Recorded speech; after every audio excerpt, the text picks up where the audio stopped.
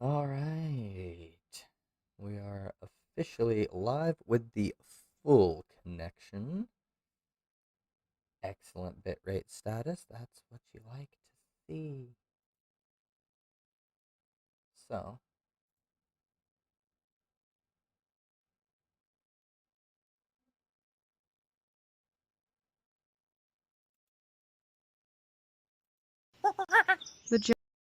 13-minute clip, and this right here is going to be a thing, okay? We're going to have to cover Jimmy Dore here in a minute, but because I got some criticism, although people didn't actually watch my video that came out this morning, let me see, where is it? It's right here. Uh, 33 views in 10 hours, but the actual watch time is a minute 39 seconds on a 7-minute video. So I know that the people criticizing it aren't actually watching it. So I figured I'd go ahead and do this. Just simply because of the people who don't watch these videos, I have to do things like make follow-up videos to answer the criticisms. And I'm going to have to put things like this at the very beginning so that y'all actually pay attention to it. It's kind of a pain in the ass. And then I have to do stingers and whatnot. But the question that was asked by a viewer, and I'm using that term very loosely. Oh, where is it? Did he delete it? No way.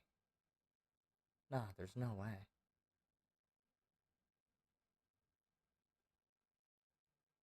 Uh-uh.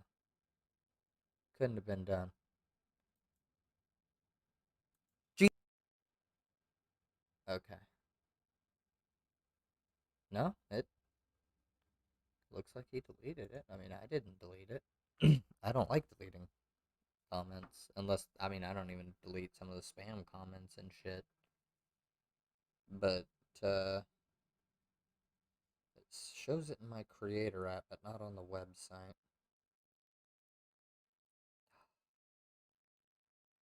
It is gone. Nope, right there. He says that Jimmy is a lefty and Jimmy is the man. No, Jimmy is an idiot, in my opinion. That is a direct answer to you. Uh, the difference with him is that he is smart and reasonable. No, he's not smart and he's not reasonable. That's why he screams about people who have not really had enough leverage or anything to get Medicare for all actually passed. Because just getting a floor vote isn't going to please him. He's going to scream about how they haven't got it passed and shit. That's what he does now. Besides, he cynically dropped it. Or he dropped it and then cynically weaponized it. I'm not cool with that. Um, Meanwhile, he says, dude, you, on the other hand, I am not that smart, but when it comes to shit like this, I'm actually pretty sharp. I've come to find out. Uh, what exactly do you want him to do? What I want him to do is stop being a fucking moron on strategy. Stop trying to work with the fucking right because they don't actually want to work with you on these issues.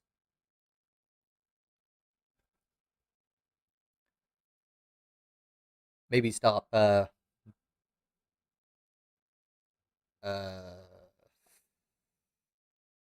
stop screaming at progressives and attack the right more. I mean, yes, you need to put pressure on progressives, but you don't need to make several dozen videos on AOC and how she's a fraud and she didn't come on your show. Blah to fucking blah. And then, of course, this whole March for Medicare thing. I listened into it. What happened to that thing? It was actually kind of pathetic, really. I mean, I get the sentiment that people want to go for, but it was absolutely laughable the way that it was executed. I just had that and it's gone from my pocket now. I don't know what happened to it. Oh well.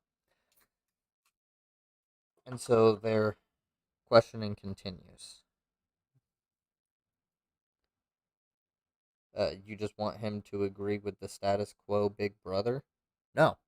No, I don't want him to agree with the status quo, Big Brother. I want him to come up with actually smart and viable strategies for what he's trying to do instead of just ham fisting every single fucking thing. And what's the plan for healthcare? That is what we're addressing because the rest of it is just like telling me that I'm an idiot and I need to go hide in a basement because I'm not doing anything productive. Um, What's the plan for healthcare, everybody? I've said this before, okay? What you need to fucking do to get healthcare in this country the way you want it is A, you need to go along with things like the Medicare expansion, which Jimmy Dore has shit on, because it is a step closer to universal healthcare, because it covers more people with more things. It takes away a large profit portion, like a large profit base from health insurance companies because Medicare now covers vision and dental, and I'm pretty sure hearing is on that list, but I'm not 100% sure on that. And that means that people 60 and over, yeah, it's currently 65 and over, and they don't get the dental and vision, but if they're 60 and over, if this passes, then they get that included in their benefits, which means there's more money going to the healthcare of seniors, to people who are older, who actually fucking need it really badly at this point. They don't work or they shouldn't need to work. Like fucking hell. That's pretty obvious for a leftist to come up with.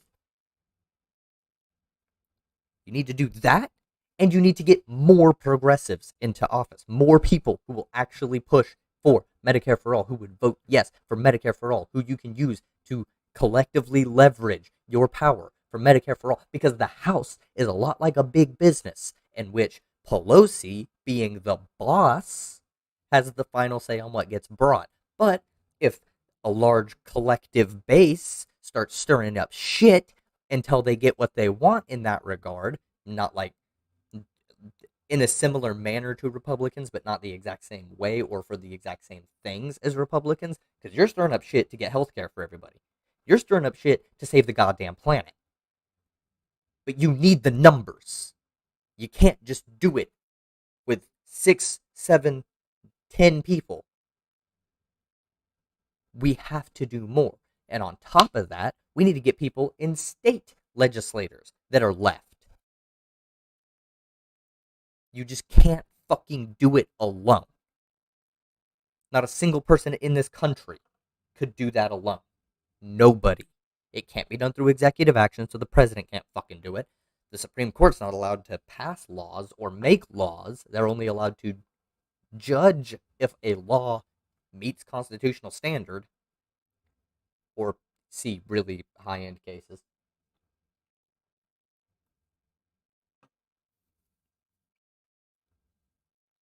And no individual in Congress has the power to pass any legislation at the fuck all. They only have the power to hold it off, and not even one person can technically do that in the House for anything important because it requires the full fucking House. So if you don't have the numbers, you're not getting anything done. My plan to get healthcare for people is I mean, you do direct action. Like the March for Medicare in theory isn't a bad idea. In practice, it was poorly done, in my opinion. You could do multiple marches across multiple cities. Don't really care. I'm not about the People's Party, honestly, because, I mean, we need to break the duopoly, and so we need to concentrate on a third party getting in. So let's make multiple third parties. We have the Green Party, and so I'm going to make the People's Party. Why would you do that? That just splits more votes. That's just an attention grab, okay? So, you need to get more lefties into Congress. If you can do that through the Green Party, great. If you have to do it through the Democratic Party, that's fine. I don't care. The point here is to get the value system changed within Congress. Plus, if you get more progressives, that's more people who aren't taking insurance money. Like, think about that.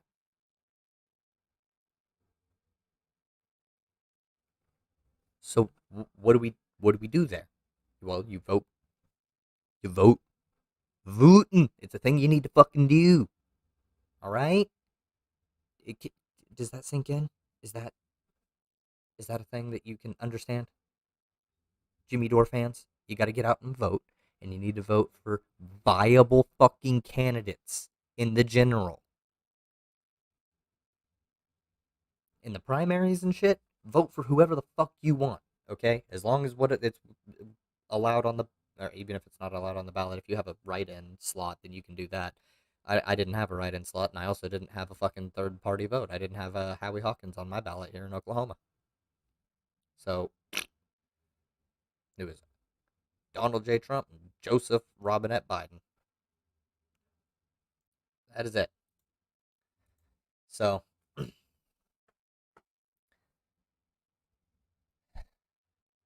need to vote for a viable candidate, whoever you can. In primaries, vote as far left as possible. In generals, for federal elections, vote who is the best candidate to represent, people. I guarantee it's not the Republican. I promise you.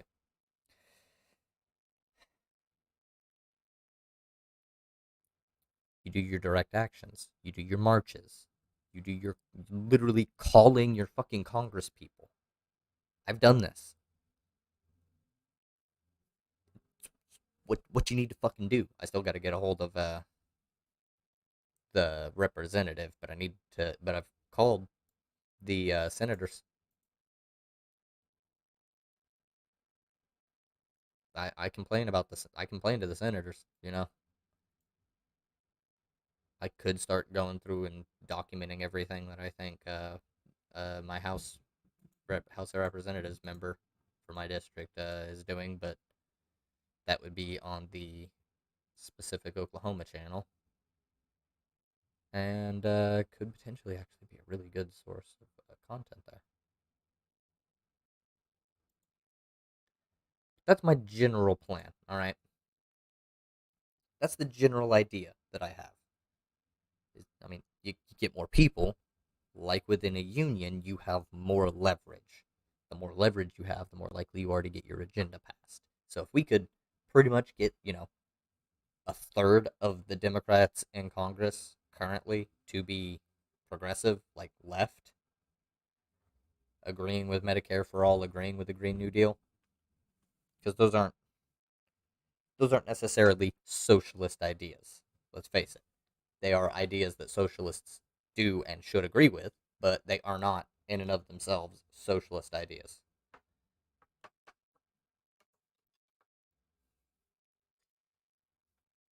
So I say this because I also don't want Mike from PA people posturing about it, because Mike does all the time. This is a socialist idea. This is a socialist idea over here. No, they're just ideas that people had that socialists find good and can support. But I find it irritating the way that Jimmy Dore does what he does, because it's not that I don't have a problem with the March for Medicare for all. Great, good. That's action. Way to go. That's a thing. Okay, I'm happy for you. But your cynical weaponization against progressives of Medicare for all, after you supported Tulsi Gabbard, and Medicare for all is here. Bernie Sanders, Medicare for all, right there. And he goes, Medicare for all is great. I like Tulsi though. And Tulsi's like, I support Medicare for all. But here's my plan. Instead of doing Medicare for all, I'm going to push for, how's about like an Australian model, which is a public option, where they have competing private insurance. Oh, well, that's like Medicare for all. That's, yeah, that's like Medicare for all. Come on. Come on. I mean, how is that not like Medicare for all, which doesn't have competing insurance because it covers literally every goddamn medical problem on the planet that you could have? But no, this public option is exactly the same. You know, Joe Biden, though, his public option, garbage. Tulsi Gabbard's public option is great. Joe Biden, fuck your public option. Tulsi Gabbard's public option is the way to go. How does this make any fucking sense to literally anybody? How? How is this the train of thought that people go on? Bernie Sanders, Medicare for all, boom. Oh, but Tulsi Gabbard has this public option. We're going to criticize Joe Biden for his, but Tulsi's anti-war. She's a transphobe. She's literally just a conservative. She's an anti-war conservative. So she went Democrat because the Democrats were more anti-war than the Republicans were. And that's fucking it, y'all. That's it. On every other issue, she is bad. She may be a little bit better on the climate than a regular Republican, but fuck me running if you expect me to ever have believed that Tulsi Gabbard was actually a really good candidate. I never supported Tulsi Gabbard. I went to Elizabeth Warren as a second, more than I ever went with Gabbard. I mean, okay, that's not entirely true. I do remember a little bit of time where I was like, I think Gabbard's not the worst candidate, and then my old roommate's like, no, she's a homophobe, fuck her. And I'm like, what? I've never heard anything about that. And he laid out some facts and stuff, and I was like, what? And I had to go and confirm them, but after I looked into them, Tulsi Gabbard, homophobe, transphobe, fucking, I guess maybe legalized weed was a thing she was into, and she's anti-war. And so there's two positions that conservatives and dumb fuck, like, undereducated in the realm of foreign policy, populist idiots like Jimmy Dore would fall for. She's anti-war in that regard. Like, she was the perfect candidate to draw away fucking idiots from Bernie Sanders.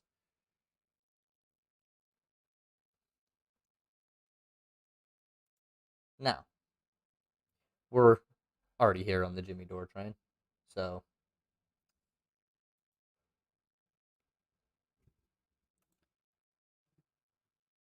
continuing on. I'm doing two different segments. I'm going to have to edit the last one down a bit. I forgot to fucking stop the recording. But since we're here on the Jimmy Dore segment, let's go with this. Jimmy Dore on Joe Rogan. Joe Rogan experience. So what about, can we talk about ivermectin? Yeah, sure. So I covered it, what they did in Mexico City, and ivermectin seems to be a drug that not only treats it, but it will prevent you from getting it. I think we need studies. We need legitimate studies, and I don't know how that happens, because the problem with this argument, this conversation is, you know, you'll have people saying, I've used this on my patients, like Dr. Pierre Corey, who's been on this podcast. And I 100% believe him, and I support him, and I'm not saying that he's not telling the truth. The problem is, I think in order to state something emphatically, like this is what we need to do, this is the best treatment, we need studies, right? This is the only way you find. Thank you, Joe. Thank you for your actual, like, pushing for academia to do its job, and for people to listen to the people whose job it literally is to study the effectiveness of this shit, to save lives. Find out. And, well, who's going to fund these studies? Who's going to fund a study? And the problem is, it's a generic drug. That's it. No one wants it. It's a drug that's been around for 40 years, has a long history of use.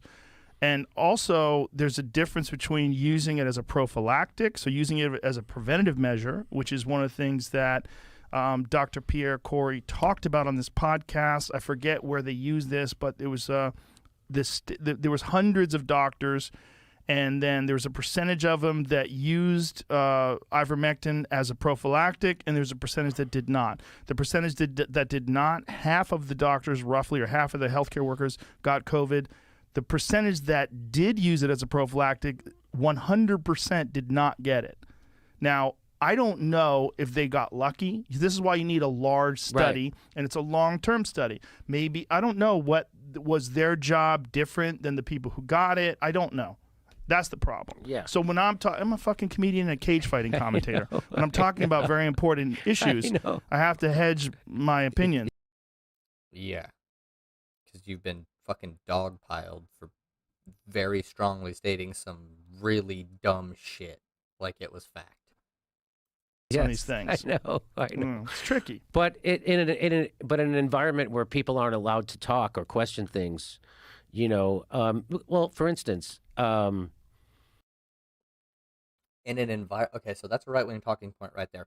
Keep that in your dumbski. In an environment where we're not allowed to talk about things, right? It's tricky. But in an environment where people aren't allowed to talk or question things. Talk or question things. Motherfucker, people talk about and question things all the goddamn time. You're not allowed to spread around bullshit like it's fact. That's it. That is it.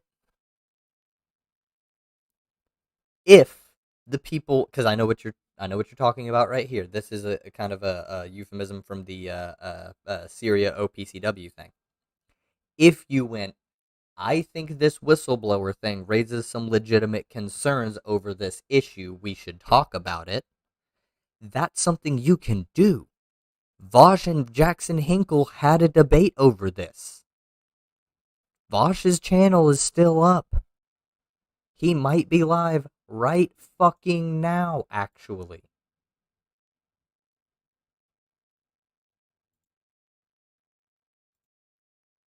Not right now, but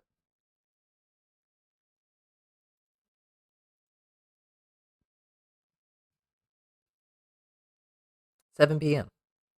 So in like 30 minutes. Matt Gates bullied. What?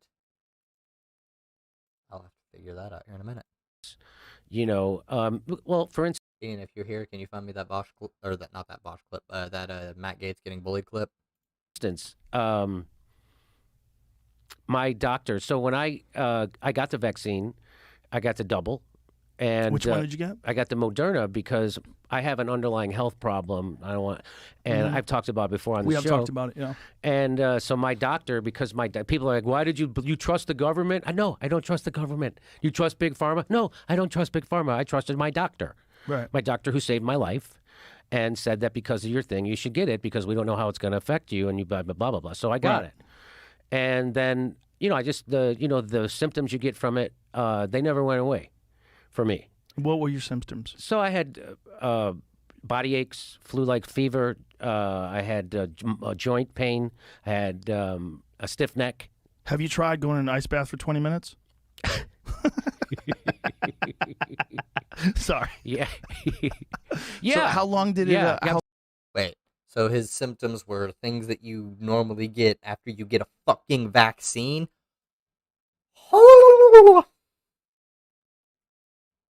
Still cold.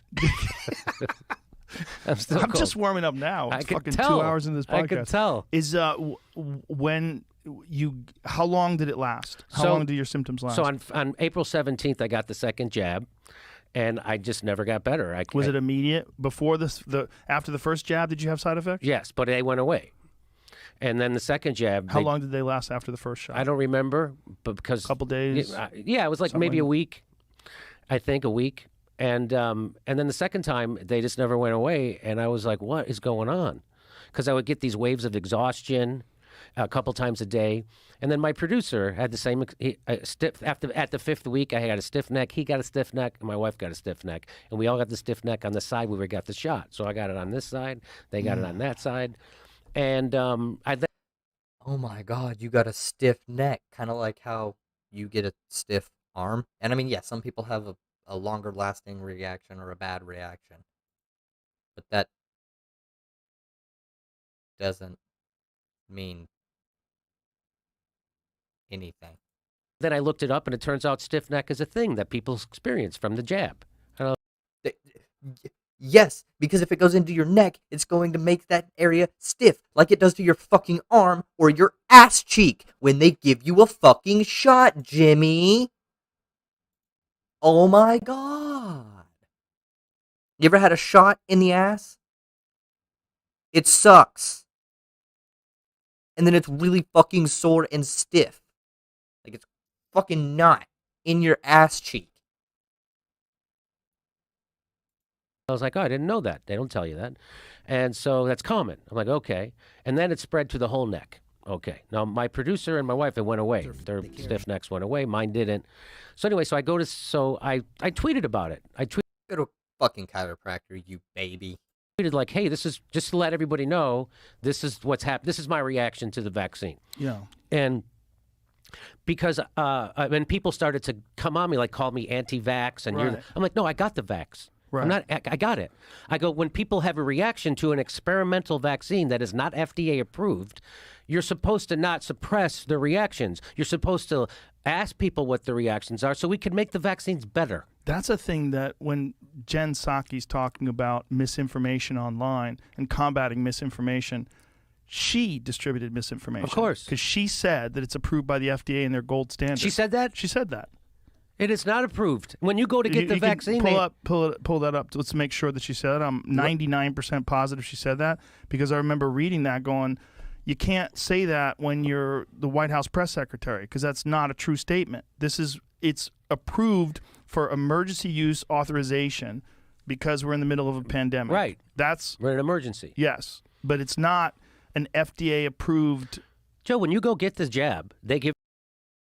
It's not approved by the FDA, but they have undergone and will continue to undergo the most intensive safety monitoring in U.S. history. Literally something put out by the CDC last week. Give you a piece of paper, and on it in bold black letters, it says, this is not an FDA approved vaccine. Right. And they go, you see that? And I'm like, yeah. They go, you okay with that? Yeah, I guess. My doctor said I'm supposed to be here. And Did you so find it? Yeah, I found the transcript of it. I didn't find the video. Well, okay. I'm pretty sure I saw the video, but I definitely have read the transcript, and I want this to be accurate because it's a big accusation. This is what she said here when someone asked about the misinformation. What is this on from? Facebook. Whitehouse.gov. Yeah. Okay. So more than just a competition about vaccines, the risk, impact. Okay, here it is. Misleads the public by falsely alleging that mRNA vaccines are untested and thus risky, even though many of them are approved and have gone through the gold standard of the FDA approval process. That's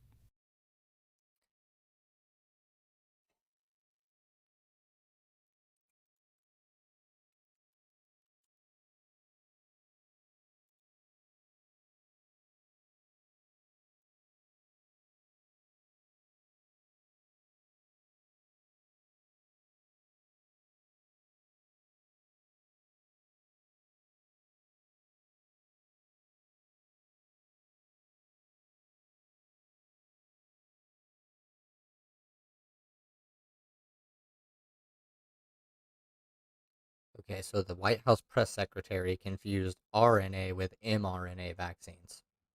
These are the first mRNA vaccines to be produced and tested in large-scale phase 3 human trials.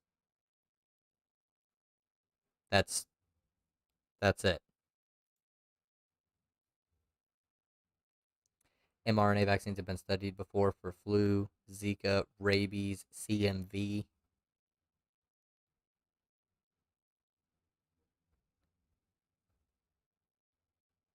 Yeah, so they've already been around. They've been tested before. So, yeah, no, her statement's even correct.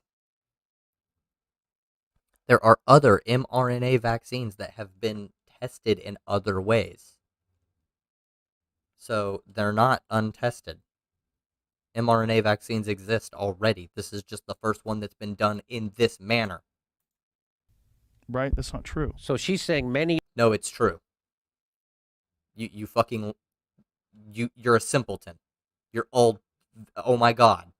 of the mRNA vaccines. Right. There's only two that are mRNA vaccines. It's messenger RNA. That is the Pfizer and the Moderna. That's the ones that we use in America. The Johnson & Johnson is it's an adenovirus vaccine. It's different, as is the AstraZeneca, right? The AstraZeneca, I believe, is very similar to the Johnson & Johnson. They're different. But the point is... Yeah, the Johnson & Johnson uses the old technology, and the Moderna and Pfizer, they use the ones that was developed by DARPA. Yeah, but the point is, it's like... Wrong. This entire thing is misinformation, and Jimmy Dore, because he's very prone to conspiracy, buys into whatever conspiratorial shit that goes against any establishment, anything that he can possibly get his fucking hands on. Jimmy Dore is a self-admitted comedian. He's not a political analyst. Why do people go to him for fucking politics? He doesn't have a poli-sci degree. He doesn't know what the fuck he's talking about 90% of the time. What he calls socialist isn't actually socialism. This motherfucker, I've never heard him actually positively advocate for anything involving worker-owned means of production, decommodification, any of this shit. Nothing. Merely, we need a Green New Deal, Medicare for all, and stronger ability to form unions if you want. That's liberal. That's social democratic. That's what that is. It's social democracy. That's not fucking socialism. Know your poli-sci. But he doesn't even know that. He doesn't know the very basic difference. So why do people go to him for political strategy, political commentary, anything? I've heard his comedy. It's not particularly fucking funny.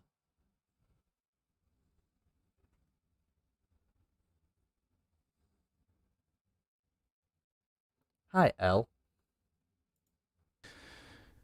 It's not FDA approved. It's No, because She's not saying that it's FDA approved, Joe. She said other mRNA vaccines. that you takes can't- a while. So if she's saying that, right, this is... Isn't that misinformation? It is. Seems is. like it. And it's if it says it No, it's not.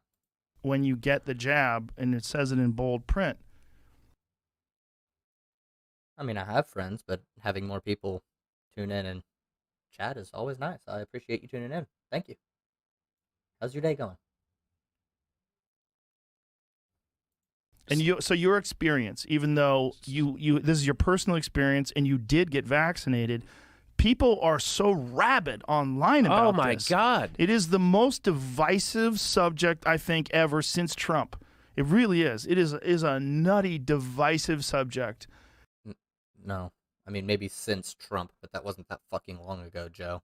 How far is that? How far back your memory goes? Is it gone? And people just get furious about it. And they're furious if anybody talks about any negative side effects, even if it's accurate. I know. So I had tweeted about it just because I was. I personally, honestly, this is anecdotal, but I have never seen anybody get up in arms about somebody tweeting negative side effects over a vaccine. I mean, sure, you could probably link me to whatever Jimmy Dore's fucking talking about, but I don't follow Jimmy, so that doesn't pop up. I've seen people complain about it. Oh, my arm is sore, my neck is stiff. I felt like I had COVID for a couple of days afterwards, blah, blah, blah, blah. People generally are sitting in the comments going, oh, I'm so sorry that happened. Did you do this? Did you do this? Maybe try this? And trying to give advice on how they can alleviate the symptoms without taking any medications and shit. And that's all that it ever comes to. So maybe Jimmy Dore put it in a very particular way. I don't know. I wanted to see if other people had this experience, Right. and maybe it's just me, maybe it's not. So I got contacted by lots of people, Same experience. And I got contacted by a doctor who's leading a bunch of other doctors, a group of doctors, and studying this. And they just submitted a paper on people about the vaccine, right? And so he tells me over a DM, this is what we think is happening. This is a spike protein. You're suffering from a spike protein thing and blah, blah, blah. And go to see your doctor, and hopefully your doctor will work. That makes absolute sense. Like, literally, instead of just bitching on Twitter, go to your doctor and be like, hey, this is the side effects I'm experiencing. And your doctor can be like, oh, okay. Here, let's try this. With us and give me ivermectin and fluvoxamine I'm taking for inflammation in my brain. You have inflammation in your brain? Well, that's because it causes inflammation. So the spike proteins cause inflammation. And so they did some kind of blood test on me, and they said, yeah, you got the thing. Was it a D-dimer test? Is that what it was? Joe, you got me. But Okay. they said, you have the same, you're right where a long haul COVID person is. Like whatever the markers were, I had the same thing. You're right there. And so I go to my doctor, and I start to explain to my doctor about what this other doctor told me. And my doctor says, oh, I'm treating 5 people just like you. And one of them is a neurosurgeon, and one of them is a nurse. And they were afraid to talk about their symptoms because they were afraid to be ostracized and stigmatized. Oh, yeah, I'm sure that that's what happened. I am so sure that that's what happened from Jimmy fucking Dore's doctor. And I'm like, what a messed up Strange. situation we're in this culture. Right. When they politicize medicine, where doctors and medical professionals are afraid to talk about their symptoms. That's horrible. It's also Yeah, I highly doubt that that's actually a thing. I truly fucking doubt that that's a thing. Doctors don't give a fuck. They'll go, nah, I'm experiencing this, motherfucker. I'm a doctor. They don't care. Like, Jesus Christ. also putting people in a position where big pharma is the good guy now. Yeah. Which has never happened before. Never. And especially the exact same companies that people were openly criticizing in the past. Who the fuck is putting big pharma on a pedestal and acting like they're right? No. See, there are individuals who get grants to work on projects at certain pharmaceutical companies in certain ways. And a couple got a grant to work on this fucking vaccine. And they did it. 2 people made this vaccine. And it was then produced en masse by Big Pharma. Now, could there have been something that was wrong with the reproduction that they did? Potentially. Very unlikely. But actual scientists, actual fucking doctors, virologists, other people who do this shit, the people who make and study and do like work with vaccines have already looked at it. And they've decided, hey, it's pretty much good. There might be some side effects that we haven't been able to foresee yet, because this is really something you don't test on animals. This is something you test on people. It's a vaccine for a current fucking pandemic. So, no, it's not the big pharma who's now untouchable because they made these vaccines. No, fuck big pharma. But when lots of medical professionals have looked over it and gone, nah, we're pretty sure it's good. Like, it's going to stop, it not stop you from getting, but help prevent you from getting COVID and help keep you from dying from COVID on top of that. Yeah, there might be some side effects, but like, that's kind of why we need to study it as it's being used at this point. Because without it, people just fucking die. Okay? Nobody that I've ever seen has gotten canceled or in trouble because they talked about their symptoms. Like, nothing. No, nobody. And pointing out lawsuits that they've lost for hiding information about test results, about things that have happened during studies. and these same people are now ignoring any possible side effects. It's nuts. So I mean, how do we make it better? How do we know maybe some people? I mean, that suppression of data is not the way you improve a vaccine. It's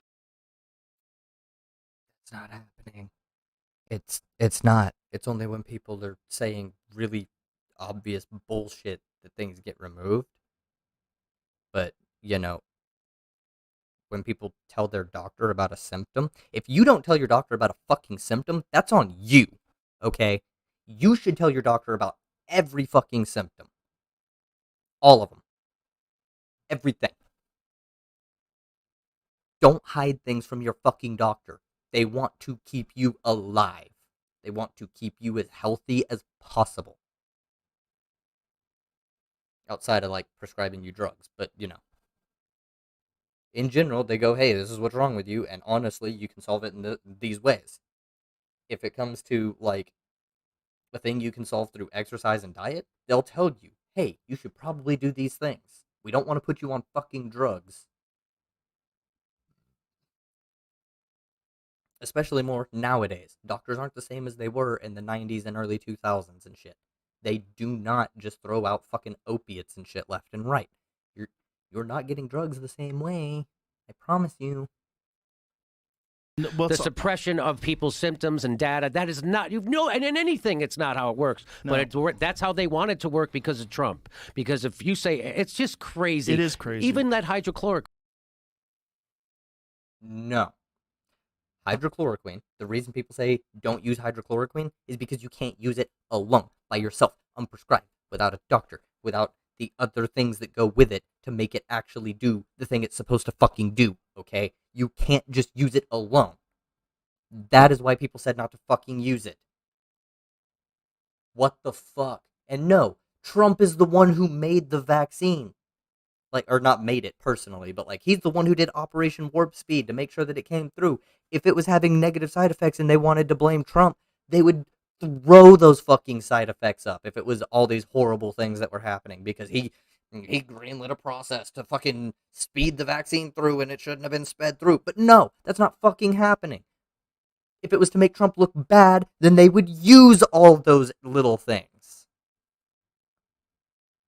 What the fuck are you talking about, Jimmy? You're so goddamn ignorant. Queen, right? That remember Hydroxychloroquine. Hydroxychloroquine that Trump was touting, and they were like, he's nuts because he's touting it. I didn't know anything about. But then all of a sudden, studies came out that say, hey, no, that actually has been helping. So now we have contradicting studies. They said it's helping. He said that it would cure it and prevent you from getting it. These are different fucking things, Jimmy. This is blatant misrepresentation. Blatant. Just to try and make a point.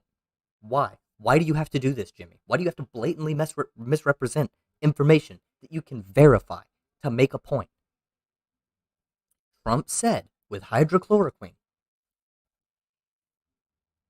hydrochloroquine, it can prevent. It can help it can keep you from getting it, and it can also cure the COVID-19. It can cure it, and it will prevent you from getting it, and that's just not fucking true, okay? He didn't say hydrochloroquine has been somewhat effective in helping treat people who have COVID. That's not what he said, Jimmy. It's not what he said. Please. Don't misrepresent information. It's not difficult to be truthful, Jimmy. Right? It was a Newsweek. I wasn't making it. I didn't pull it out of some crazy thing. It's establishment mainstream news thing. I'm pretty sure it was Newsweek. And I tweeted it out and I said, hey, can we stop? Now, can we stop politicizing medical science? Can we get back to just doing medical science again and asking questions? How much damage did Trump do on the one conversation he had? Do something like cleaning, something would you so you much use, damage. You do put like bleach right in the.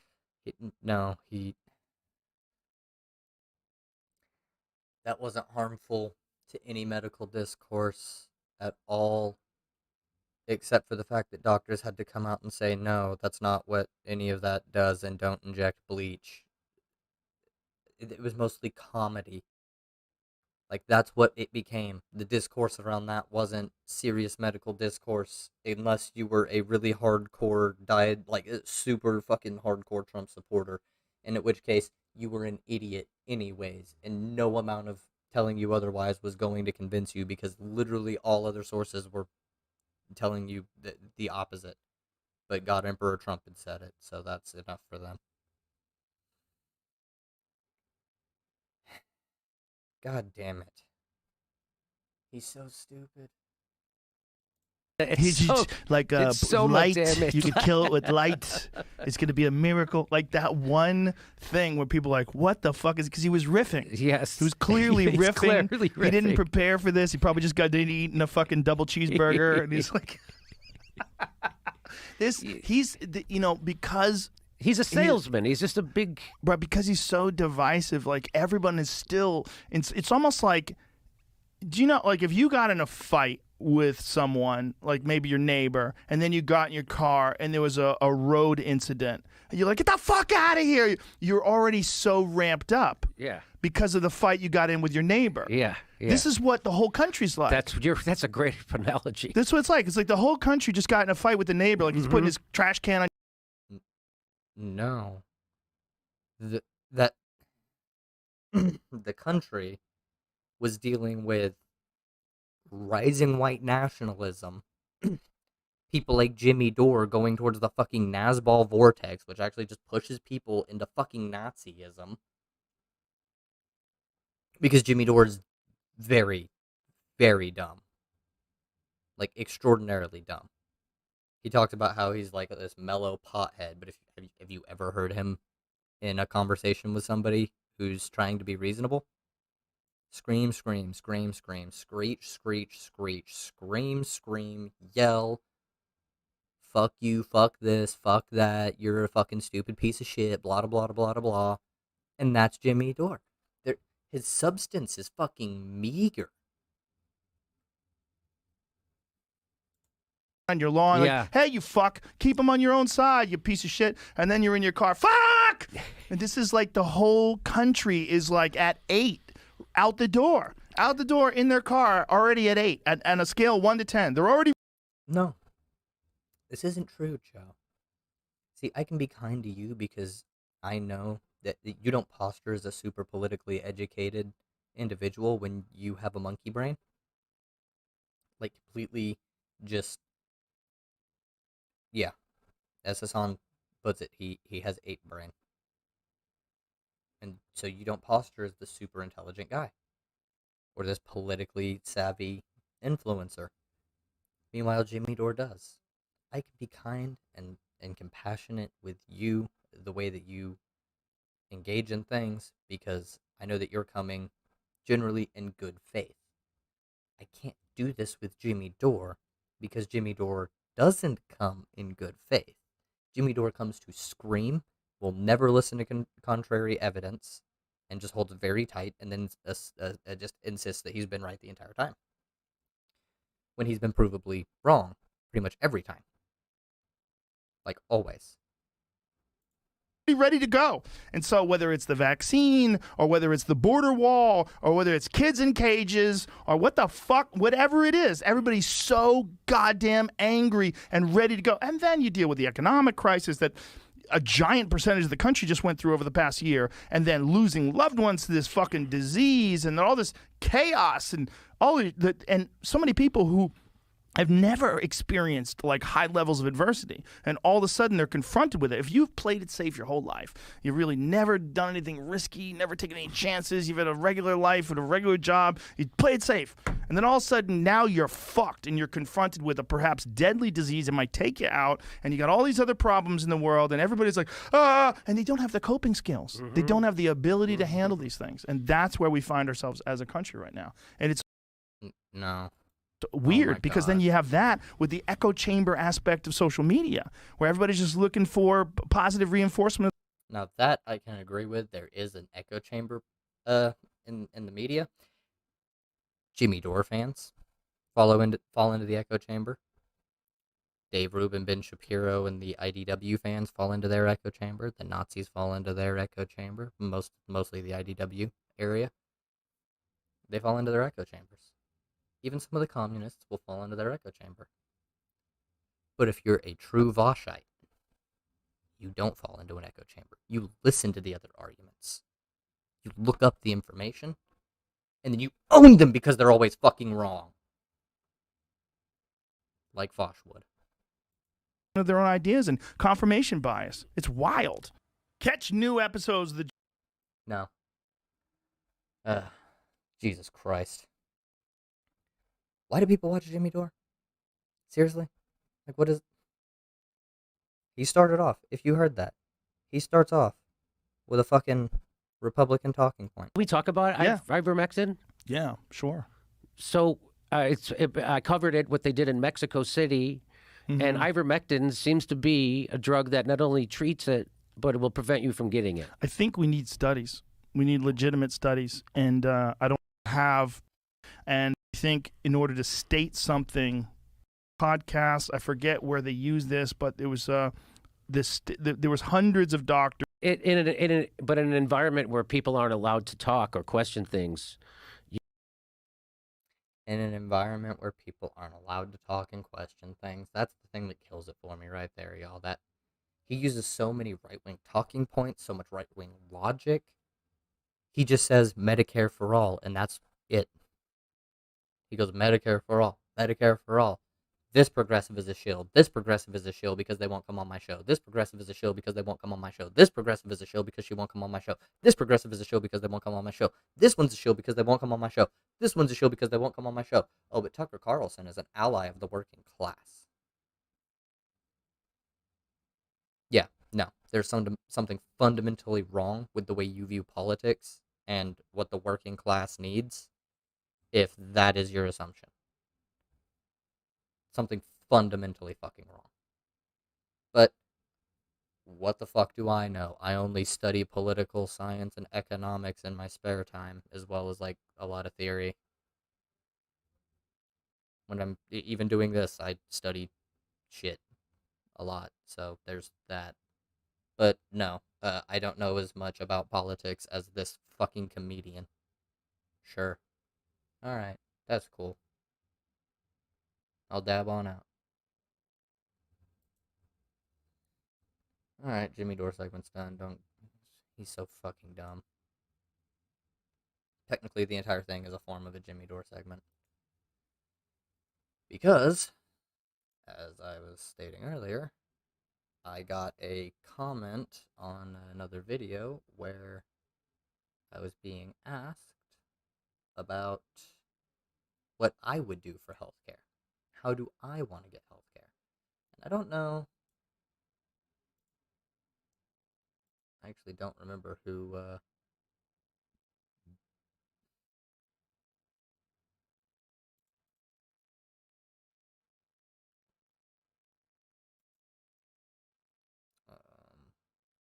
don't remember who posted said comment. Here we go. Yeah, Michael. But yeah, he wants to know what I wanted to do, what I would want to do about healthcare while I'm creating the video after I get done streaming. But yeah, literally we need more leverage, and we need to use it in appropriate ways. The speaker seat wasn't a good way. The March for Medicare for All, fine. It shows ground pressure, although it was poorly organized. In theory, it would have been good. In practice, it was a shit show. I literally watched on the Twitter thing that they were doing for quite a while, and looking at the comments and stuff. And most of them were people talking shit about how much of a shit show this whole March for Medicare for All was. So I don't know. Maybe it was an organizing attempt. I'd give them credit for that. It is an organizing attempt. They did try and do something positive. It could have been done better. This is constructive criticism. You could have tried to organize more people before going on the march. You could have structured your speaking times. You could have let people know that they were speaking, giving them opportunities to like prepare what they were going to like prepare themselves for the speech instead of just being like, we're gonna go with this person next, and then pulling somebody up at random instead of being like, all right, our next speaker is this person. We got them. They're gonna be speaking about this long. Here you go. Take the floor. Everybody, welcome so and so. Quick, easy, done. Boom, move along. Get the speeches out. Get the stories out. Get the march moving. Keep shit going. You could have even done like gotten chants in order and whatnot. Had little like committee meetings with people who were organizing it and been like, all right, we got this idea, and then just mashed together. There's multiple ways it could have been done, but I think it was done poorly. But it was a good idea. It was. I don't have problems with it. What I also don't have problems with.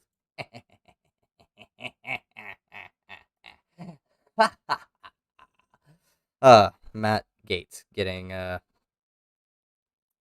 pranked.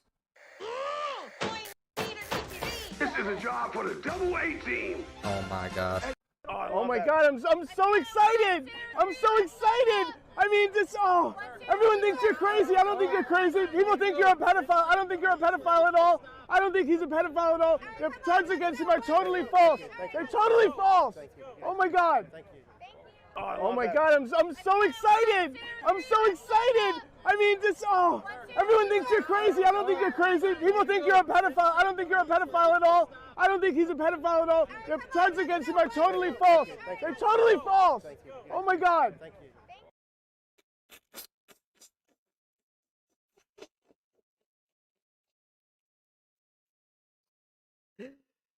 Walter Masterson. Oh my god. Yes.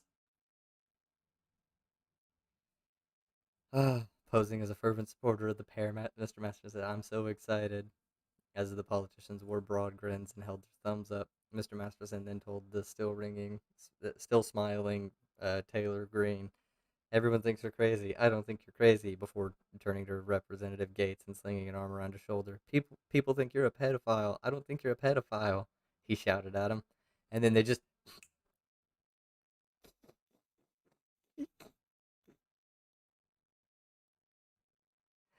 I told Matt Gaetz he wasn't a pedophile, and he disagreed.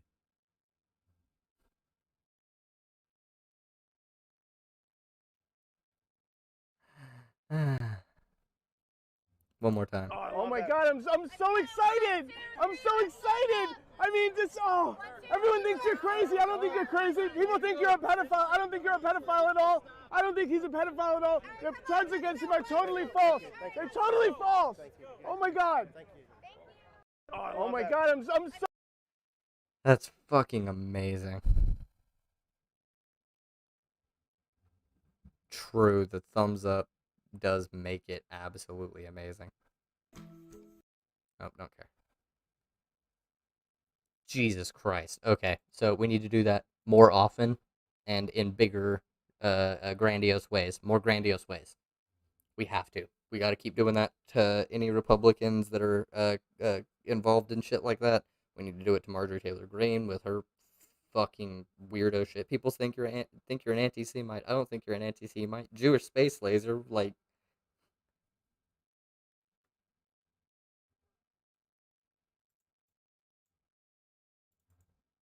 Oh no, Streamlabs.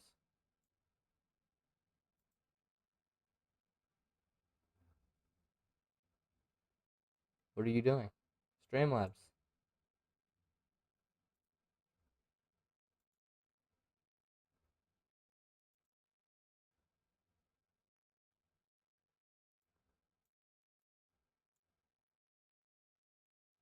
What is happening?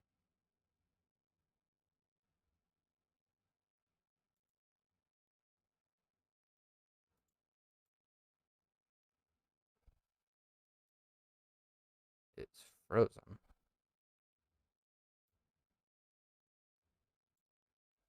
I don't know. Streamlabs is taking a shit on itself. Don't know. Can't be bothered. Whatever.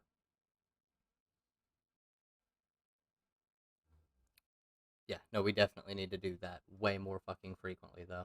holy shit. That was absolutely amazing. I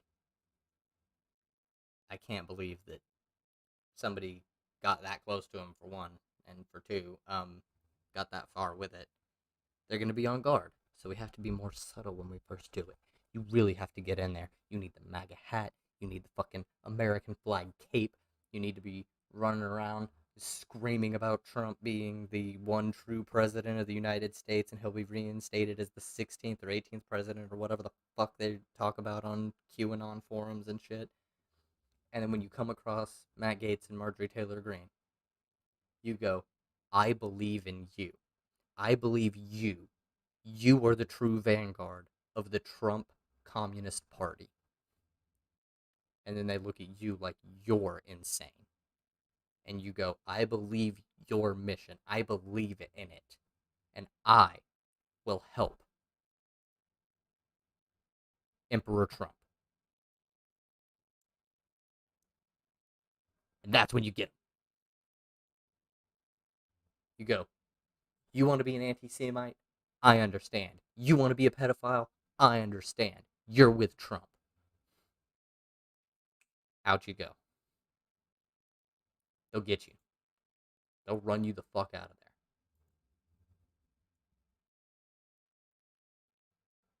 But you have to make them think you're the one who's lost it first. With the Trump will be reinstated as the 18th president of the United States after the Biden farce is uncovered or whatever, you know. Once you start running around screaming that shit, yeah, they'll believe you. They'll let you get real close. You could talk to them for 20 minutes and then drop that. Just be like, I believe in your mission.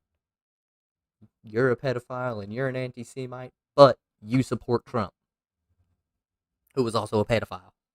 You just drop all the accusations, and then they'll force you to they'll run you off.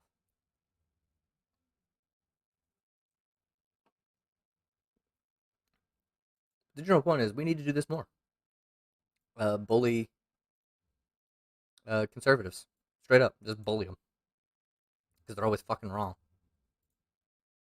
So why would you consider anything that they have to really say because they're wrong all the time? Fuck them. You can fact check them all you want. They don't care. They literally believe, well, not literally, but they metaphorically believe 2 + 2 = 5. And they look at you like you're crazy when you go, why do you think 2 + 2 = 5? And they go, what? I just adhere to reality. What are you talking about? Why do you believe 2 + 2 = 5? I'm not the one who answered the question that way. You did. So, I don't know. Conservatives, very dumb. Cognitive dissonance all day. Oh, and just because it's obligatory at this point, Jimmy Dore is also kind of a right-wing adjacent. He definitely bolsters the right more than he does the actual left. So, you know.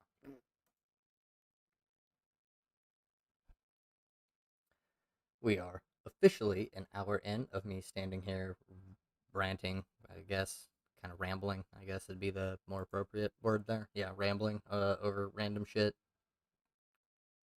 I stand by that Jimmy Dore isn't a leftist, he's a liberal. Jimmy Dore is a fucking lib.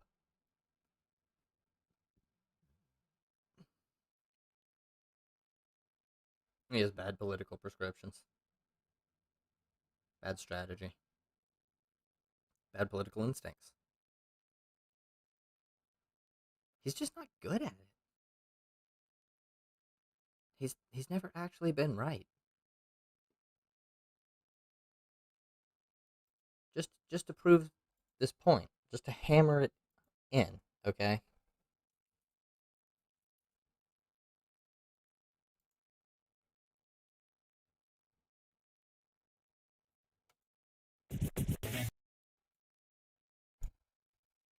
September 22nd, 2016.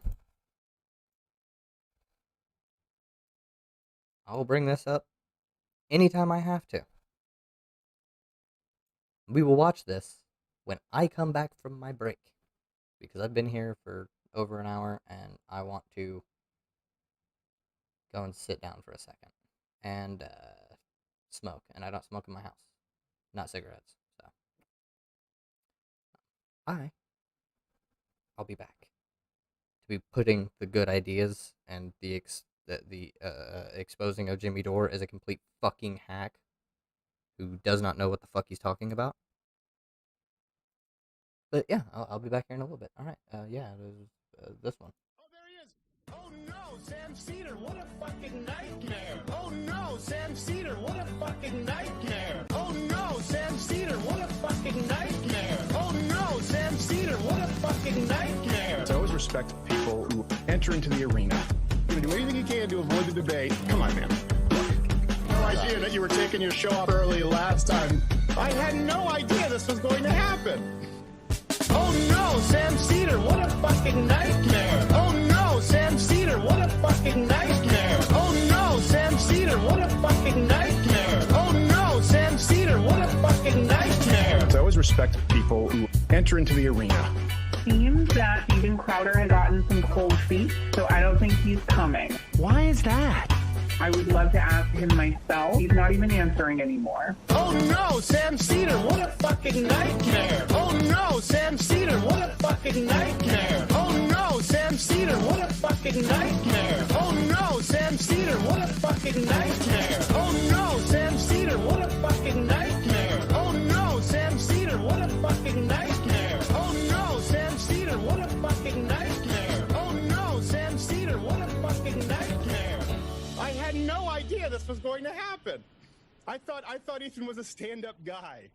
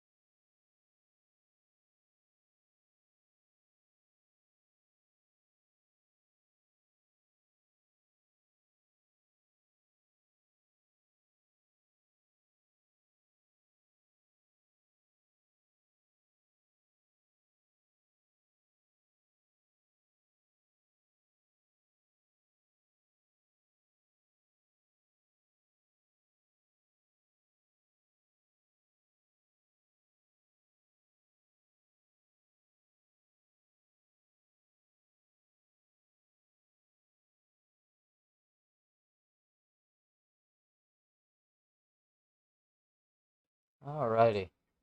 So, let's go ahead and show why Jimmy Dore is, how he's wrong on fucking everything. Jimmy, you there? Okay, any so of his crazy policies through the Congress. So they fracture, and the Senate flips to Democrat. They were saying it was almost going to happen this year. But, Yeah, but you know the difference between, I mean, Jimmy, surely you know the difference between how many Senate Republicans are running for re-election this year versus 2 years Right. from now, right?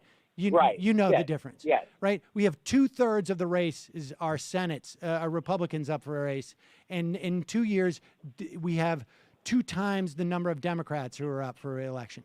So Right. the idea of the Democrats taking back the Senate in 2018 is an extreme Fucking long laughable. shot.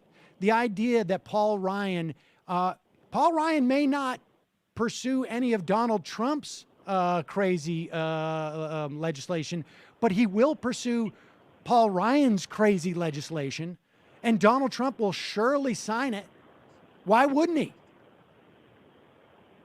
Okay, so So back to you're the going to let Supreme- Paul back to the Ryan, Supreme would you Court. want Paul Ryan to be president? This guy wants to privatize Medicare. He wants to privatize Social Security. He wants to cut any type of social safety net. He wants to get rid Okay. of the estate taxes. Yeah. I mean, why is his agenda any better than Donald Trump's? Even if you believe Donald Trump is not even going to do anything except for sign legislation, that's bad enough. Yep. Yeah, Sam, we're on the same side most things. I'll just No, disagree but with Jimmy, you. no, wait a second. No, we're not. Because What do politically, I mean, except for Hillary Clinton and the Supreme Court, we disagree 100% on that. And I think that if Donald Trump is president, it's way worse for the Republicans. And if Hillary Clinton is, I agree with Chris Hayes when he says Hillary Clinton is good for the Republican Party and Donald Trump is bad for it. I agree with him. I agree with that too. But in the meantime, Turns out they were wrong. They were really, really fucking wrong. They were really wrong. I mean, the Republican Party is, it's more solidified under itself than it ever has. But I don't think it's growing in popularity, but it's not necessarily bad for it because it's moving as a more cohesive unit, which is fucking awful. So, no, I disagree with this assessment. And Hillary Clinton would have been bad for both parties, honestly. That's just the way it is. So. we have a Supreme Court that is going to be moved to the right for generations. So In the I disagree meantime, with you on that. I mean, you haven't given me an argument that rebuts what I said. That the Democrats could easily filibuster any bad appointee, and they could say, "Hey, until you give."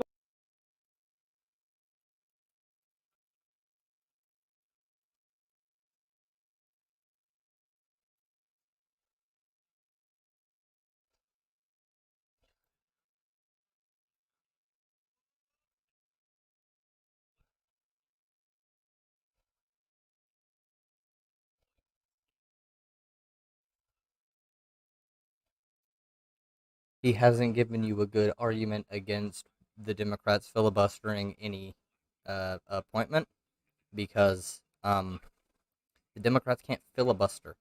They can go nuclear for any fucking Supreme Court seat they want.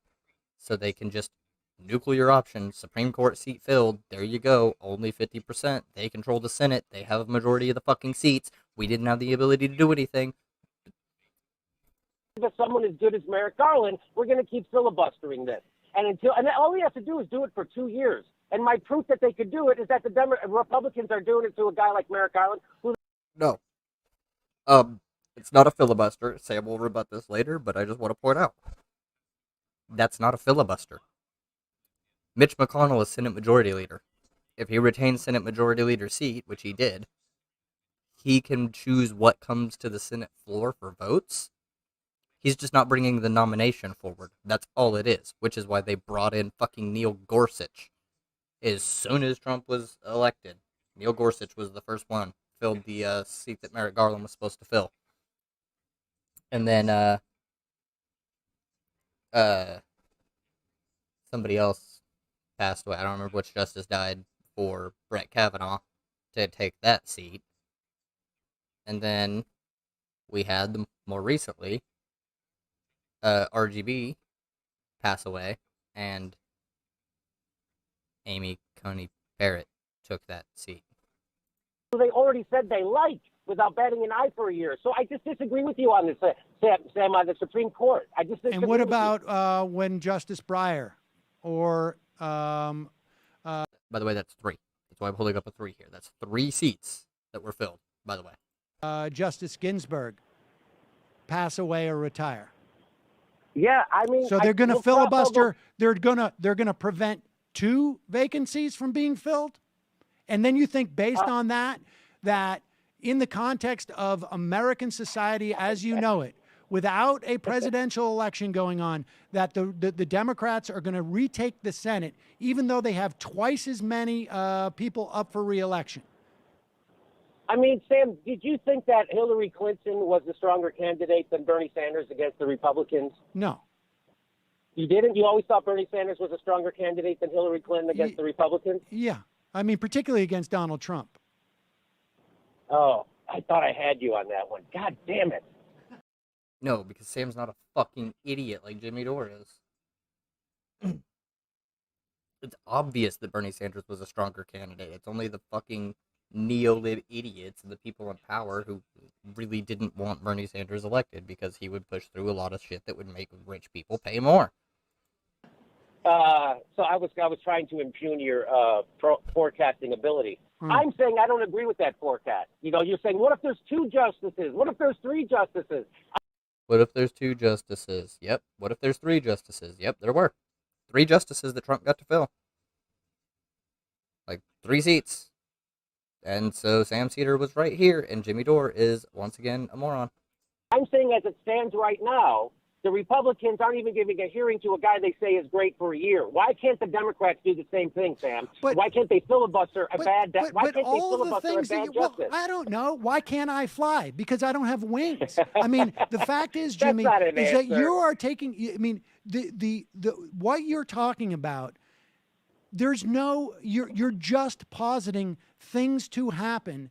That is like, you know, it's like dropping a marble down a pachinko ladder and just saying like, well, if it hits here and it hits there and it hits there, it's going to land here. But the fact is, none of those things can logically follow each other.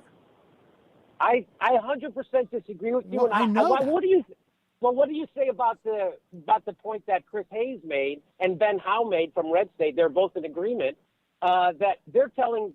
Ben Howe is telling people, his conservative friends, to vote for Hillary if they care about the safety or the life of the Republican Party and the conservative movement. Because if Donald Trump is president, it wrecks it, and they won't be able to get a governing majority, he said, for maybe decades. So you can vote for Hillary Clinton. I'm going to vote for the destruction of the Republican Party. Did you hear that line? I'm recording this right now. Did you hear that line? President, it wrecks it. Just listen to this line from Jimmy Dore. Now, for this video's context, Jimmy Dore has said that he agrees with Chris Hayes that Trump is going to be the destruction of the Republican Party and Hillary Clinton would be good for the Republicans. So listen to this line. And they won't be able to get a governing majority, he said, for maybe decades. So you can vote for Hillary Clinton. I'm going to vote for the destruction of the Republican Party, as according to Chris Hayes and Ben Howe. That right there. Well, I think Chris Hayes would tell you to vote for Hillary Clinton. And I Ben know, Howe. but he's going against his own logic. I don't think he is. I suspect that maybe you're just misinterpreting what he's saying. Do I think that Donald Trump is bad for the conservative party? I mean, the conservative movement? Yes. I think he's bad for the conservative movement, whether he wins or loses. Is it bad for the Republican Party if he wins? I'll tell you what happens if he wins. What he wins is like people like Ben Howe lose. They lose their job. But there are other people who win. And those people will continue on, and they will just continue. It's not like the Republican Party is going to say, oh, what's become of us? I mean, look at the way they're reacting now. Yes, I agree. So in my idea, just let me clarify that idea of people coalescing. I mean that if Hillary Clinton is president, like right now, Barack Obama's president, he's pushing the TPP, which you pointed out a lot of Democrats are against, right? Right. yet there's a chance he still might get it through, which is why he's pushing for it, because he knows there's a chance. Well, so he's no, pushing he wants it to go through. That's why he's Yeah. pushing it. He knows Right. that it's in trouble. That's why he's having to work so hard. And frankly, I think that I think there's plenty of evidence that it's not going to happen, at the very least on his watch. Yeah, that's good news, right? So, Yes. you know, yeah. So my point is, he helped split the opposition. Like the Democrats are like, wait a minute, my Democrat president's for this. This is some horrible right-wing policy, though. That's what I've been told. But he's for. So it splits. If it was a Republican proposing this, all the Democrats would coalesce. All the independents. If it was and a the purple Republican proposing this, it would have passed already because they control both houses. Right? Like, the lack of awareness. Like, sometimes I'm unaware of myself, but this is just unawareness on a whole different fucking level. Jesus. Of Congress, and it would have passed. Okay, I hear what you're saying. My theory. Do you refute that? Do I refute that it would have If already the passed president, if if it was George Bush or Donald Trump right now, and you had a Republican Senate and a Republican House, that the TPP wouldn't pass? The reason why the TPP is not going to come up for a vote in the lame duck session is because it's Obama trade. Yep. Right. So you're saying the Republicans don't want to be seen going along with anything Barack Obama does. Right. So you're saying that a Democrat pushing the TPP is not as bad as a Republican pushing the TPP, so we should vote Democrat. Well, I don't think Hillary Clinton's going to push the TPP.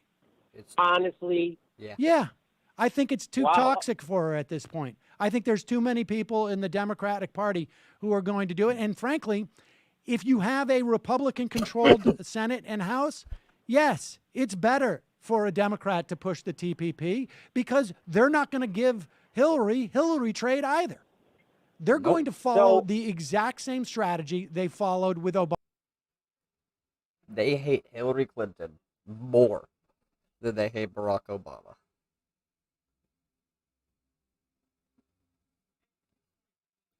They're racist and they hated Obama. But they are also very opposed to everything Hillary. And they're also misogynist, and that compounds in a weird way. They fucking hate Hillary so goddamn much. Which, I mean, that's a fair thing. I also really dislike Hillary Clinton. But they would never give her anything that she pushed for. Which is obstruct. So in the same dynamic that prevented Barack Obama from cutting Social Security benefits because the Republican Party wouldn't go along with him, and then ultimately the Democratic Party got strengthened and they completely changed their position on it by 180 degrees. That is what I expect that dynamic to continue. Yep. Yes, I remember when George Bush also proposed privatizing Social Security, and it was dead on arrival because... Well, privatizing Social Security is far more extreme than simply cutting benefits. Right. But I'm in favor of expanding benefits, and the Democratic Party is now, that's the official position of the Democratic Party and all of the Democrats in the Senate. Right. Did you know since Bernie endorsed her, Hillary stopped talking about climate change in her speeches? You know, she's exporting fracking around the world. She says the Republicans don't accept the science of climate change. She says she does. And we all know the science says that fracking is way worse for climate change than anyone believes. And yet here she is exporting it. So that's the kind of... Yes, she's a fucking neo-lib. Of course.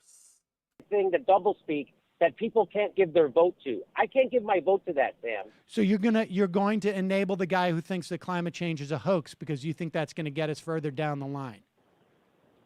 No. I say it's time for a revolution, and we have to throw off the neoliberal agenda, which is pro-fracking, which is anti-climate change and anti-science.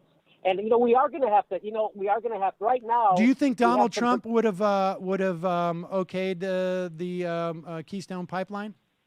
Donald Trump absolutely would have and did okay the Keystone Pipeline. And one of the problems that we had, or one of the good things that we've got, actually. Let's go with that route. One of the good things is we got rid of Trump and we got Biden in, and what did he do? He revoked the fucking permits. Woo! Yes. Me too. Do you think Donald Yes, Trump will do that when he gets into office? Yes. I think he'll do all the bad things you can think of. I think so that. why would you not even want we had to? Why would you not want to put someone in who's in position who is going to be relying on your votes to get reelected, who's going to have to address Bernie Sanders as a powerful senator in her own party? Why would you not want that person who is closer to, even if you think that she's a horrible human being who is going to continue? Yeah, I absolutely despised Hillary. Guess what? Voted for Hillary over Trump. To wreck the planet, and you and I maybe we agree on that. Why would you not want that person in charge? Because they are more accountable to Bernie Sanders and Bill McKibben and to the Democrats in the House who are against these things than Donald Trump, who could give F all about those people and in fact benefits politically from telling them to go F off. Right, and my reason is because I'm playing a longer game. I see we have struck Trump. How for much 2 time years, do you think we have? I'm playing the longer game to progressive Congress people, 4 progressive Congress people get elected 2 years later. They haven't gotten us Medicare for all yet. They're shills. We have 2 years. 2 years. 2 years, and then 2 years we flip. And by the way, and people are forgetting, that they're going to be redoing the gerrymandering based on the census that's coming up, right? Why do you think the Democrats are going to control the state houses? No, they're not. That's what I'm saying. That what's happened is that when Barack Obama was president, that people vote against him. On midterm elections, it goes against the incumbency. So that's what people more often than not, but not in 2002. Okay, so my point being that I don't think a Democratic presidency helps fix any of the problems we really need to fix. In fact, it makes a lot of them worse. And the Democrats got in bed with So Wall let me Street, ask you Sam. this. If Bernie Sanders was the nominee, Jimmy, would you continue to espouse this? Because, of course, this would mean the end of the Republican Party as we know it and the conservative movement. So would you also not vote if Bernie Sanders was the nominee? No, because Bernie Sanders isn't a neoliberal. I'm saying that people don't realize what they're getting with Hillary is not the opposite. But of your Donald theory, Trump. your theory of Donald Trump is that the reason why you would enable his presidency is because it's going to destroy the conservative movement, which it fucking didn't, because Jimmy Dore followed 2 people's calculus instead of actually thinking about it logically. And since he's not an actual socialist, he didn't use dialectical materialism or anything to analyze how this could affect people. No intersectionality, anything. He just thought, oh, he sounds really bad, so he'll destroy the conservative movement if they have any dignity. It all hinges on them having any dignity within themselves. Which, I mean, so why? And it's short term. I mean, why wouldn't you? Why wouldn't you espouse this if it's only going to be 2 years and we can weather the storm and the Democrats could? Why would you support Bernie Sanders? Well, it's a risk assessment, right? So yeah, no, because it's okay. I'll let him go, and then right now, if my choices are Donald Trump or neoliberal warmongering Hillary Clinton in bed with Wall Street frackers and the big pharma, I'm going to say the risk. I'll take that risk of Donald Trump destroying the Republican Party. But if I get a real progressive that the country is behind and he can raise awareness and consciousness about what it means to be a real socialist, that we're the richest country the face of the earth has ever seen, and we can afford universal health care, and we can afford a college for everybody, and we can regulate Wall Street and have a good economy, I'll take that bet. Regulating Wall Street and having a good economy, free healthcare, and free education are not actual socialism. That's not what it means to be a real socialist.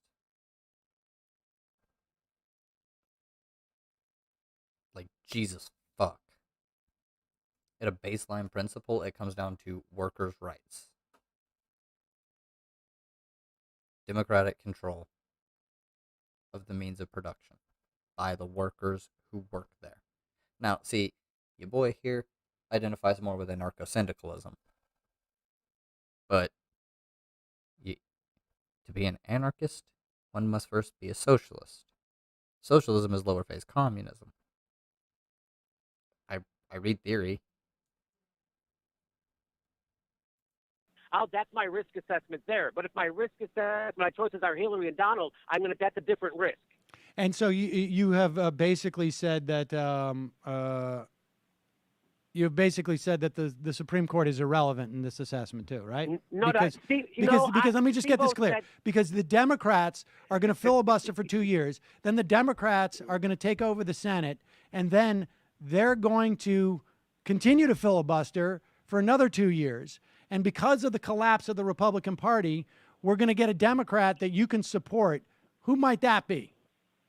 Do you have an idea 4 years out who the Democrat you're going to support for president is? Or is it going to be Jill Stein? Sure, I like Elizabeth Warren. Okay, so you think Elizabeth Warren is going to run 4 years, and she's going to get elected, and then everything's going to be fine? Turns out, nope. She was a terrible candidate to run for president after, she stayed in for a long time. Then she had a little decent pool of support. Like, she had a big pool in the beginning, and then she started backtracking on a whole bunch of shit and looking really bad in the face of everything. So, it was really bad. That's the plan? Sam, she couldn't handle the pressure that Trump put on all the other candidates. She couldn't handle it, much like most of the other candidates in 2020.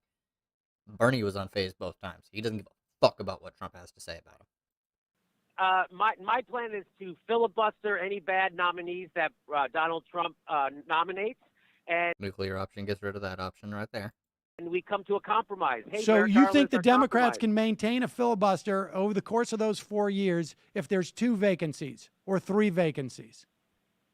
You think that Donald Trump can keep nominating maniacs to the Supreme Court who isn't a Yes. compromised judge?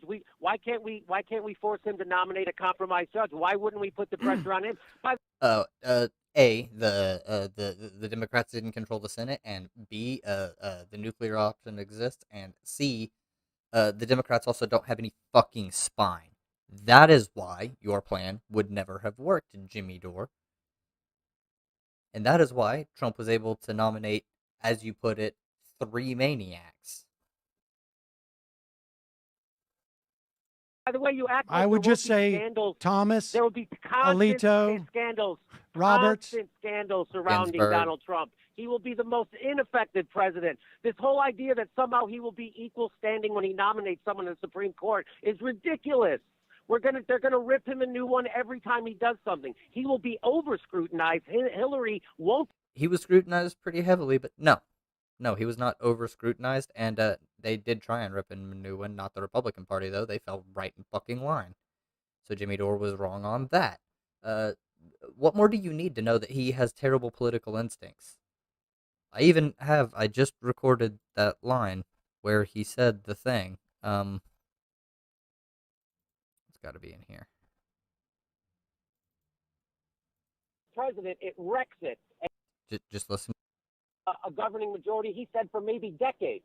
So you can vote for Hillary Clinton. I'm going to vote for the destruction of the Republican Party.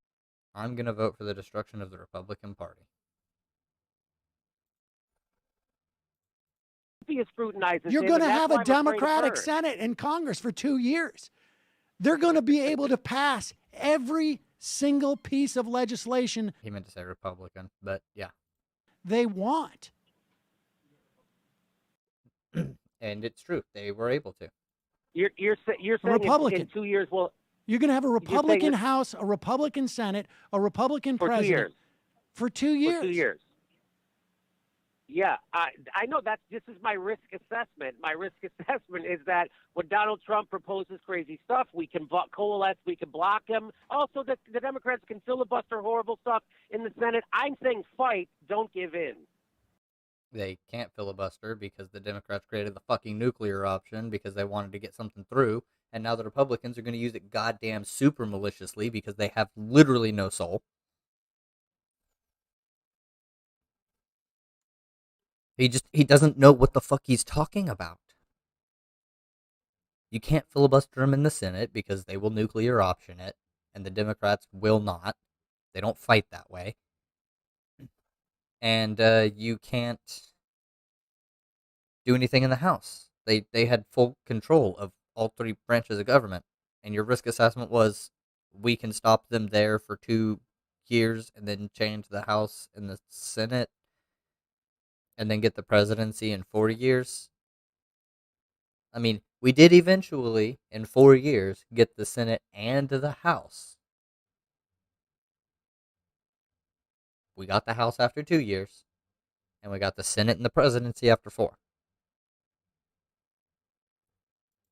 But that was more a actual, like, universal just rejection of everything Trump was doing. Because liberal media literally came out pretty much every fucking night. I'm not gonna lie. For a while, I did watch, like, Seth Meyers and shit like that. I'm still technically subscribed, because I do find him a little bit funny. He's pretty funny. John Oliver's the best mainstream leftist source you can find. Okay. Well, I mean, you've made your case. It doesn't sound. I mean, Sam, I understand we disagree, and I could be wrong. I'm saying this is my risk. No, Jimmy, you're wrong. I don't think it's because I don't understand. It is. Because I don't It is. understand It what's is. going on. It is. Because you don't. Because the idea that Peter Thiel and Merrick Garland would rule the same and there would be no demonstrable difference is absurd. It's absurd, Jimmy. I'm sorry. It's absurd. That's It's not absurd. my idea. That's not. I don't know. I agree. I don't even know who Peter Thiel is that much. So I that's not my idea. That was what. I'm not trying to throw my friend Steve under the bus, but that's not my main point. And I'll concede that point that Peter Thiel. I don't even know who he is really. So The idea that the I Democrats, the idea that the Democrats are going to take back the Senate and are going to be able to filibuster for 2 years, and assuming that no other vacancy opens up, also ignores all of the political history of this country. I've never heard of a 2-year failure to fill a Supreme Court seat, and certainly not during a time where there's no other news, and not during a time where the Republicans are going to control both houses. I'm sorry, it's absurd. You know what else? It's absurd. You know what I never it's a screenplay. You know what else I never heard of? Is that war crimes being ordered at the top of government and nobody prosecuting them. I never heard of that. You've never heard of that? Because that has been basically the history of this country. I never heard of our government suspending habeas corpus, which is in the Magna Carta.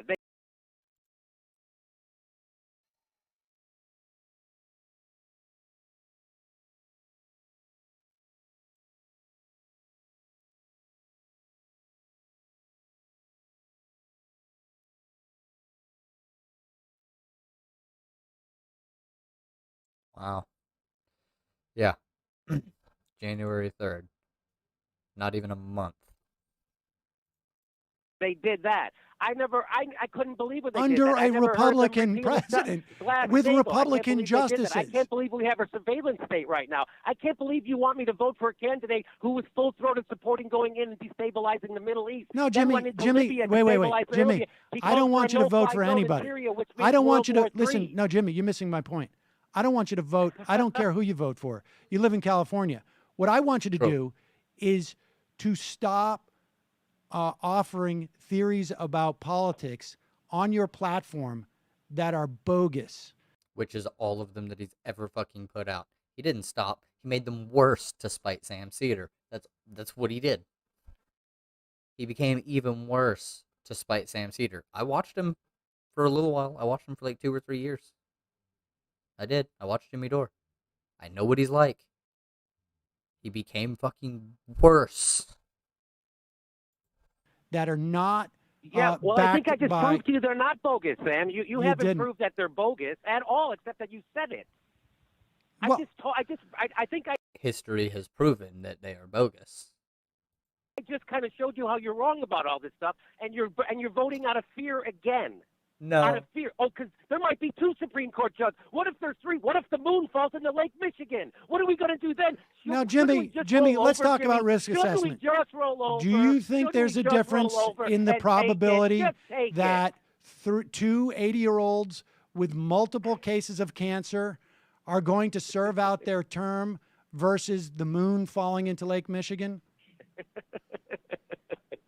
I just disagree with your forecasting, Sam. I don't agree with it. I think it's a bigger risk. Do you for want to Hillary look at Clinton. actuarial tables for the life expectancy of an 80-year-old man who's had multiple cancers? Sam, I can right now get you a great deal on term life insurance, and you know that's the best insurance there is. I have term. Life insurance doesn't protect you from cancer. See? You know it. Sam, this is about me being better looking, isn't it? Listen, it's not funny to me, and that's the problem.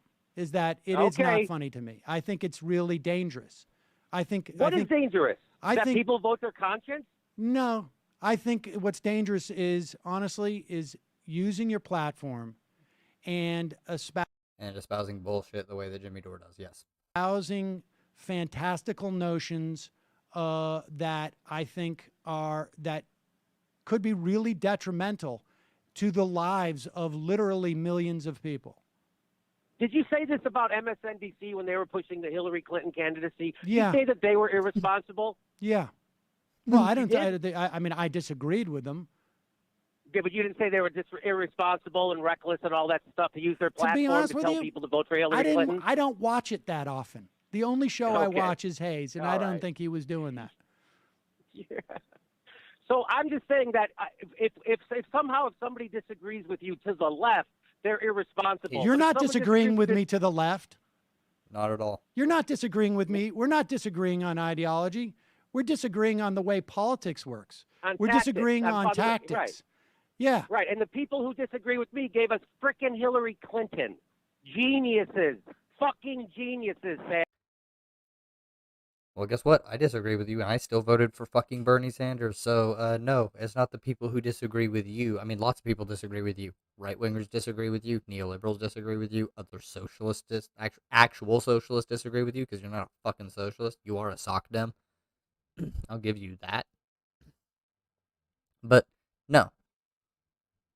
No, you're a populist sock demon. So, you're not what we need. All of your positions are fucking dog shit, bro. Like, you hold good policies that were put forth by the people that you are now smearing, or at least popularized. And the ground movement is all great, except you got to realize how often they don't actually take our word into account. And so what do? You get people who agree with it into those seats. Duh. It's that fucking obvious.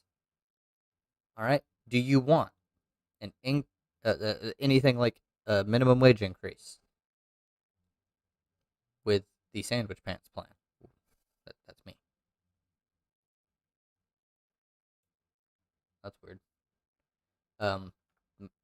My plan is essentially like you take the Biden plan to get it up to 15, you scale it up a very small amount, and then once you get where median wages are set, then when median wages go up to $20 an hour, minimum wage shoots up to $20 an hour and it stays there. If median wages rise a little bit more, then you wait a little while and they raise, and everything will keep pace.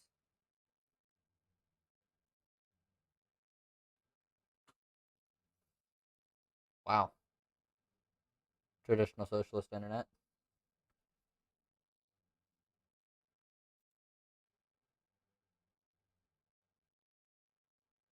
Oh, I can't even add a delay. Big.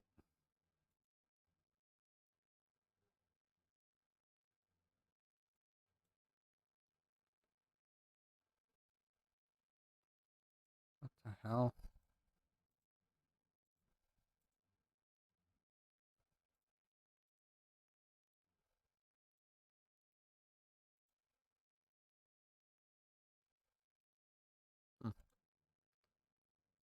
Well, it seems like my internet wants to try and shit out on me. Maybe it's just Streamlabs. I don't know. So I can hear the cousin's internet running just fine. Probably just Streamlabs taking a shit again. Yeah, no, Jimmy Dore's. I mean, this should be obvious. This right here. This is.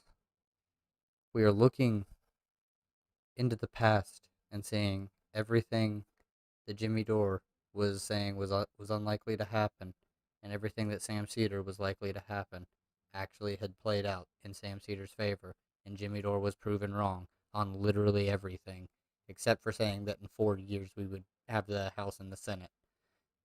He was saying we would take the House and the Senate in 2 years and block all their shit, and then we would just elect a Democratic president after that, which probably wouldn't have happened, even if we'd gotten like the ability to take the Senate at that point. Wouldn't have happened. So anybody who's supporting someone who gave full-throated support to the Iraq War, I don't need your advice on how to vote. Well, I'm not advising you on how to vote, Jimmy.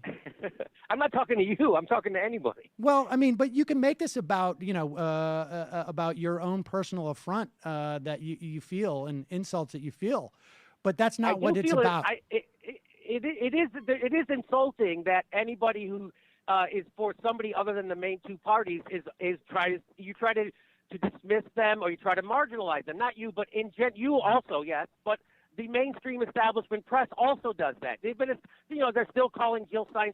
She's in bed with Putin now, and she's anti-vax. All this stuff. The same thing I did to Bernie. Bernie was a sexist. Bernie was a misogynist. It's just ridiculous, right? So you get to vote for a third party. That's what democracy is all about, Sam. You get to have a choice. And this idea that you can't vote for a third party until a lot of people are. Let me give you a history of duopoly.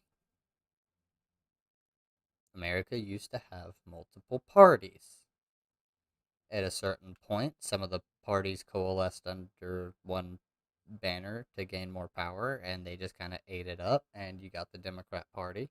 And then in response, the Republican Party came forth, and the people who were Whigs and stuff in the voting base liked the Republican platform more, so they went there because of the more radical abolitionist element that the Republican Party held. And then eventually, over the course of like less than about a century, there was no longer any viable third parties. Just none. Because the duopoly, every single election that they win and gain seats and gain power, the less likely it is for any third parties to win. In each election, the duopoly gets tighter and tighter. So until we change the way our voting is structured, instead of having first past the post, we put in ranked choice, then we're stuck with it. But if we get enough progressives in who are willing to push through a ranked choice voting with a supermajority, there you go. Already voting for it is an F argument, okay? And there's a reason why we don't have People can vote. People can vote. Nobody, listen. You're making the same argument that that right wingers make. Like you're trying to censor my speech. You can vote any way you want. Yeah, he's not putting forth you need to vote this way. He's saying this is why I think you should vote this way. That's the arguments he's making. They're not you have to. They are this is why I think. Sam, again, This is all about some type of a personal affront, and I don't care. I don't care about anybody's feelings in this. I don't care if people feel marginalized. I don't care. It's not what this is about. Well, I know it's about that you feel like somebody who has a different political opinion. Everybody who's in the Green Party is reckless to you. No, that's not the case. Just me? No, I don't think that you're reckless because of your support of the Green Party.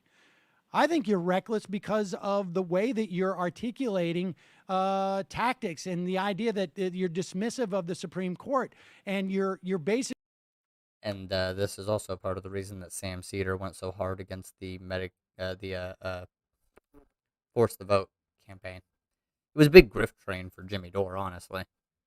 But, I mean, hold Nancy Pelosi's seat. Like, how the fuck? Nancy Pelosi would rather than give into lefty Democrats, she would turn over to the Republicans and say, for bipartisanship, I'll offer you this if you'll vote for me for the speakership. You literally have no chance of winning. You know it. I know it. There is no way you can win. And if these 4 people try and hold up this seat, I can get 4 of you on board. I'll give you some concessions on stuff. Some decent ones, too. Not little bitty things. And there you go. You suddenly got 4 conservatives who go for bipartisanship, or there was no way we could win because the liberal Democrats overran the thing, but 4 of them weren't going to vote, and they were going to try and force in socialist health care. And so to prevent that, we moved in and voted for Nancy Pelosi. And they'd be able to spin it in some sort of way to where they're like, we had to do it to stop socialism. So, I mean, that's literally what would have happened. I guarantee it. That's what would have happened if they had tried to do that. Which is why AOC, I'm sure, having sensed this, because she's smarter than Jimmy Dore is, went, that's a terrible idea. This is not the place to do that. This is literally not the time to do it. This infrastructure bill, that's where, literally that was an opportunity. An opportunity to do a big infrastructure bill. People are really looking forward to it. I'm not voting on this. We will hold this up until you put forth a Medicare for all floor vote. And then you can get the floor vote, which we know the outcome of. Like, Jesus. The outcome would be most people would vote against it. There would be a decent number of people who co-signed it that would, or co-sponsored it.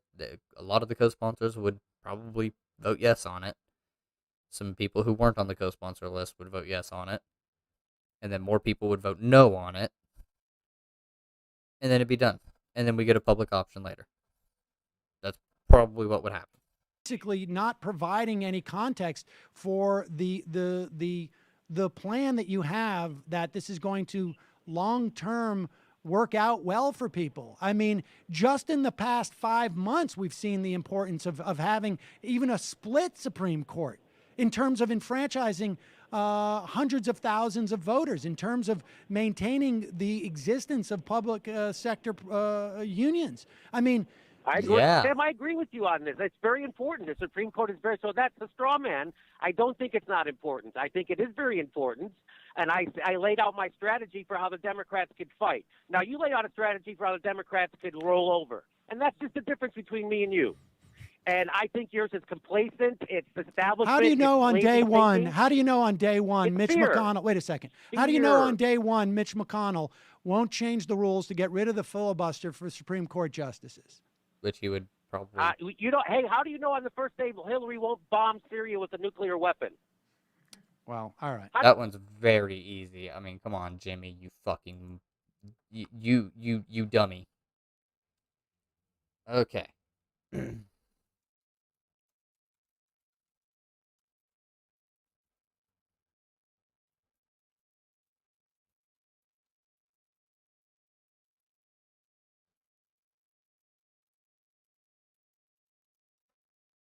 Because I don't remember if he did.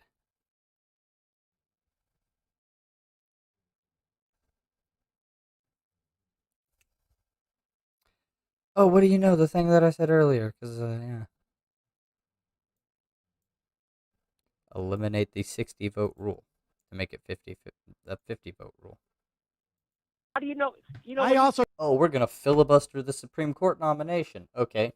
Nuclear option. 50 votes. Do you vote yes on this nomination? I don't know that the moon won't fall into the Lake Michigan. Right. But you know what? I mean, honestly, Jimmy, to make those analogies, I think is indicative, and people can judge for themselves. People can judge for themselves. If people think that it is so far-fetched that Mitch McConnell will take the next step and get rid of filibusters or change the threshold for filibusters for Supreme Court nominees so that Donald Trump can get his nominee through is the same as Hillary Clinton sending a nuclear weapon to Syria. If people genuinely think the chances of those are the same, they can assess that. So every crazy, fearful scenario you can concoct in your fear-riddled brain is accurate and makes sense, right? That to you. Every crazy, every time I say something, you move the goalposts once again. What if Mitch McConnell does this? What if there's 2 Supreme Court justices? The point is, they are not moving goalposts. They are different scenarios that absolutely would have happened. Mitch McConnell didn't need to because the nuclear option is a thing. So he just eliminated the 60-vote rule. That's all he had to do. You end the debate, you end any filibuster, and that's fucking it. Everybody gets to voting. That's all you do. The risk assessment that you're making doesn't actually include any awareness of how politics work, Jimmy. Yeah. Oh, yes, it does, Sam. No, it doesn't. I just gave you my position, and you can't really refute it except you come up with some new fear scenario. So the scenario is that now the Republicans aren't even giving the guy a hearing.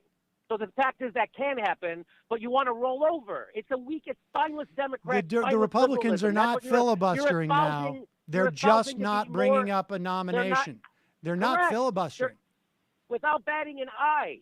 Without batting an eye, they won't fill that seat. And I'm saying the Democrats could do the same thing. No, and you're can't. saying they won't. Look at the polling of the Democratic Party. Look at the polling of the Democratic Party.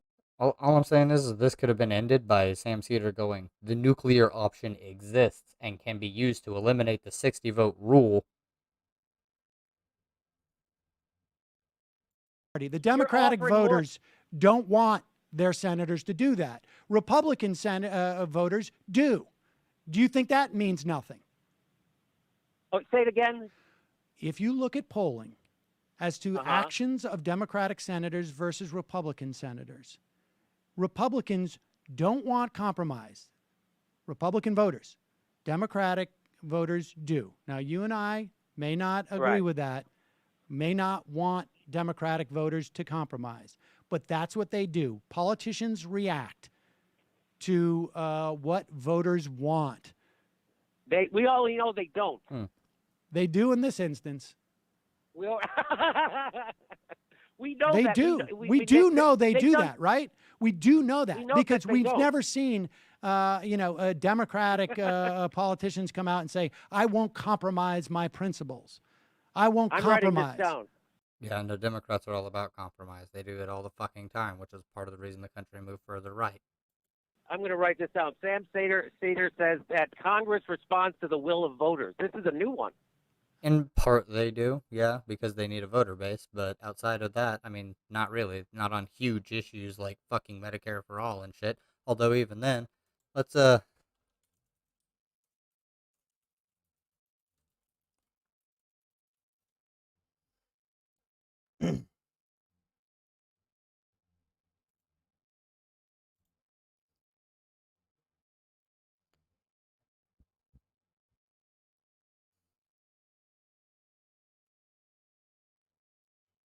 All right, this is the most recent one. Medicare for all remains polarizing. 55% of voters support Medicare for all, which is a majority, while 32%, including 62% of Republicans, oppose the single-payer plan. Single-payer plan. Single-player plan. Duh. 68% of voters support a public option health insurance option. A public health insurance. Okay, yeah. Jesus. Yeah, 68% of voters support public option, including 80% of Democrats and 56% of Republicans.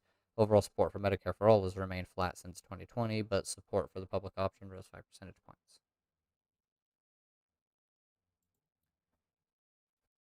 Just saying, like, if it comes down to it, that's what we're going to get. Well, all right. That's a new one, because we know it's been proven scientifically, Sam, that that's not true. That's why we already live in an oligarchy, Sam. We already know that. You don't know that? Haven't you read those articles? No, I've interviewed all those people, Jimmy. Look, let me tell you something. I'm sorry, what? I've interviewed all those people who wrote those Oh, articles. so you know this. Yeah, I do know this. Now, Jimmy, look, Are you ignoring it? People can assess whether or not your plan, I'll let you lay it out one more time without any interruption. How's this going to work? Donald Trump gets elected, and then tell me who controls the Senate and the House, and then what happens going forward. So, but I just want to make sure you're standing by that Congress is influenced by voters. I know that Democratic politicians project that they will compromise and Republicans don't, and because their voters want those things. Okay. And there's no big money. There's no big money interests that are on the other side of that. And so that Martin Gillard's research that you're talking about shows that the only time that money trumps is when it's contested. And money doesn't give a shit about whether or not Republicans put on a face that they're not going to compromise and obstruct. And money doesn't give a shit whether or not Democratic politicians compromise. They don't care about that. They care about their issues. So go back, read that Gillen stuff, and understand it better. But give your plan. So you're people saying can assess it. That I'm misinterpreting that Congress actually No, is you read the responsive to top voters. line. But give your plan. I'm saying, give your plan so the people can assess it, and we'll let them decide. Okay. So we didn't settle that issue. We'll move on. No, he did. He told you exactly what it. Jimmy Dore is unaware of when he has been completely and utterly fucking blown out. To the next one. My plan is that if you're an environmentalist, if you want to re-regulate Wall Street, if you're for less war, if you're for fighting climate change, if you're against fracking, if you're in that movement, that the Democratic Party offers you a graveyard, that you're going to have to fight those same people. So I agree with Chris Hayes and Ben Howe from RedState.com that if Donald Trump is president, he fractures the Republican Party. Paul Ryan is not going to usher through his agenda. He's such an incompetent. There will be on nothing but scandal. 100%. He will be ineffectual. He won't be able to get anything done. And in 2 As he doesn't answer the actual question. years, we flipped the Congress, we flipped the Senate to Democrat. We could do it right now if Hillary was a little smarter. Number two, and then in 4 years we get a real Democrat instead of a fake liberal who's going to push Republican policies. And as far as the Supreme Court goes, right now I've already laid it out a million times. Right now, I say the Democrats can do what the Republicans are doing. I know they're not filibustering, but what they're doing is they're not filling the seat on purpose. And you think that the public opinion will have make them compromise. Anyway, I'm saying that we can do what the Republicans are doing. You're advocating for more spineless liberalism and roll over and take it. I'm saying let's fight the power now because we're going to have to fight the power no matter what. We're going to have to fight Hillary to get rid of more wars. We're going to have to fight Hillary to get rid of fracking. We're going to have to fight. Well, you see, if you look at it more objectively, oh, hey, what do you know? It's right there. Boom. Biden pulls out of Iraq. Left Afghanistan. Biden pulling combat forces from Iraq 2 days ago. Biden takes path to wind down Iraq and Afghanistan wars.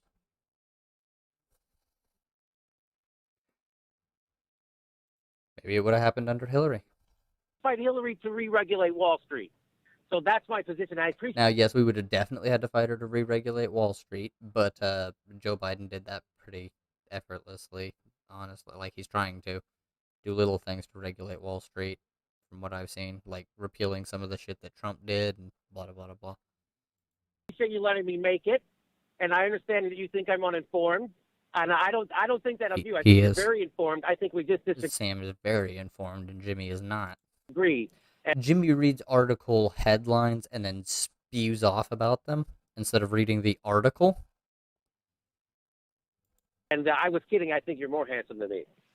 Well, I think we look very similar, frankly. And I know we buy all our clothes and get our glasses at the same place. I mean, I think it's people would have trouble picking us out of a lineup. I mean, no. Yeah, I mean, I think, I mean, there it is. I mean, people can assess whether or not the chances of the Democrats taking back the Senate in 2 years, whether or not Democrats, it would be nice if they did a unprecedented filibuster for 2 years, and that There's no danger of other Supreme Court justices passing away, and that at a time where there will be no major election of a reality show star to attract people's attention away from they're preventing a ninth justice from sitting on the court, and perhaps an eighth justice from sitting on the court. All that would be wonderful if that were the case. And it would be great if a Republican Senate and House and President passed no legislation and didn't in any way harm climate change, didn't reverse the Paris Accords, as small as a step in the right direction as they may be, or undo. Wouldn't have pulled out of the nuclear deal. Things like, I don't know, FDA regulations, EPA regulations. All of those things getting rolled back. Education regulations. That would be great if all that happens. And for your sake, I hope you're right, that all those things do happen.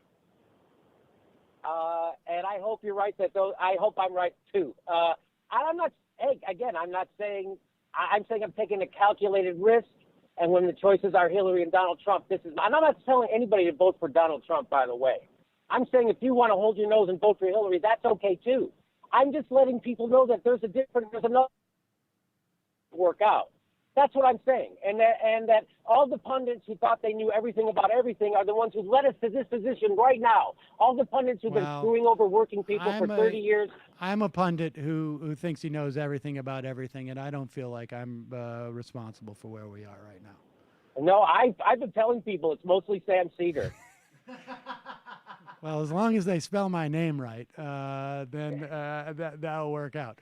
Well, Jimmy, I appreciate your calling in, and hey, I appreciate you treating me fairly, and it's okay if you call me names, so I know you like me. I didn't call you any names.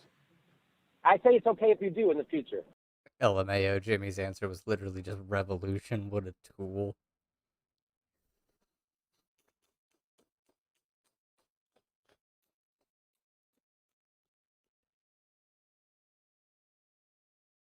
We're basically watching the exact moment the timeline split and we ended up in a world where Jimmy Dore lost his entire mind.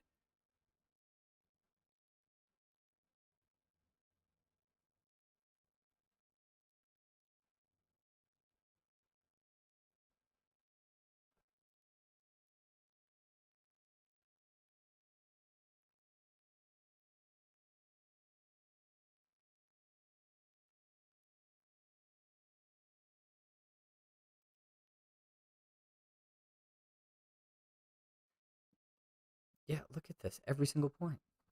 Why do people listen to Jimmy Dore? He's wrong. Like, every time. Oh.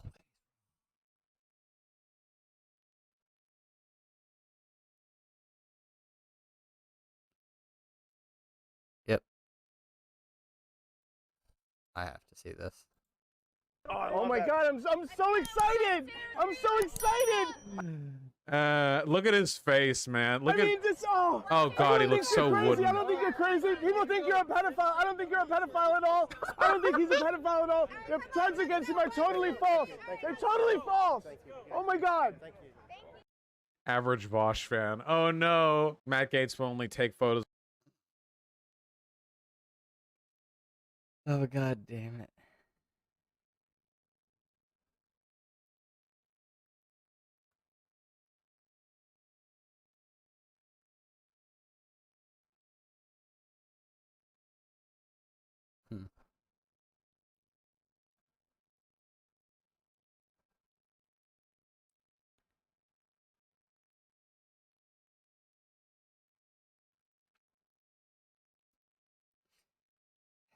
I don't care about any of that. Oh, yeah, this channel right here is fucking phenomenal. 3 Arrows. Okay, so here's the news one. Capitol officers reveal chilling events. New testimony. This is the shortest one. We welcome here, and more importantly, for your heroism on January 6th. You held the line that day. I can't overstate what was on the line, our democracy. We must know what happened here at the Capitol. We must also know what happened every minute of that day in the White House. What we were subjected that day was like something from a medieval battle. For the first time, I was more afraid to work at the Capitol than my entire deployment to Iraq. To my perpetual confusion, I saw the thin blue line flag, a symbol of support for law enforcement, more than once, being carried by the terrorists as they ignored our commands and continued to assault us. I feel like I went to hell and back to protect them and the people in this room. But too many are now telling me that hell doesn't exist, or that hell actually wasn't that bad. The indifference shown to my colleagues is disgraceful. One woman in a pink MAGA shirt yelled, "You hear that, guys? This voted for Joe Biden." One officer told me he had never, and in his entire 40 years of life, been called a to his face, and that streak ended on January 6th. Former President Trump say, quote, "It was a loving crowd. There was a lot of love in the crowd." How does that make you feel? If that was hugs and kisses, then we should all go to his house and do the same thing to him. You know, you talk about the impact of that day. But you guys won. You guys held. What the... Literally everybody else is just like, "Thank you for your service" and stuff. And this guy's just like, "You won." You know, democracies are not defined You know what? by a bad day. I think he's phoning it in, but if he is actually crying, good on him. He's crying in public, you know? It's pretty masculine. Go for it, brother. We're defined by how we come back from bad days. It was a war that we fought, and a war is composed of a bunch of different battles. And everybody, even sitting at this table, fought a different battle that day, but it was all for the same war. And as black officers, I believe we fought a different battle also. Frankly, I guess it is America. It shouldn't be, but I guess that's the way that things are. This is... Yeah. Yeah, that's the way things are right now. It needs to fucking change. You're right, it shouldn't be.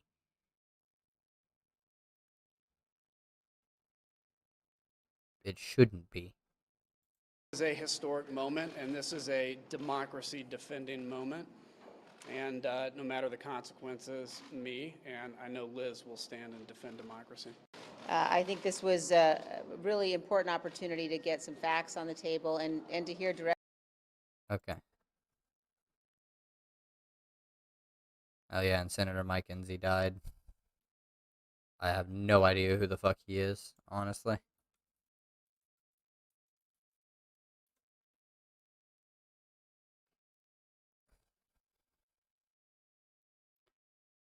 Oh, he just retired in 2020, or yeah, former United States Senator until 2021. Enzi. How have I never heard of this guy before? I've listened to Senate hearings.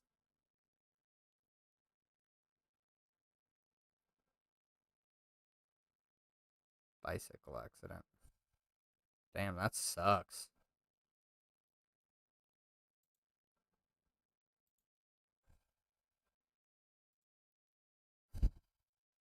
So they put Liz Cheney on the January 6th committee, partly because she got kicked off of her other committees. Got stripped of her assignments.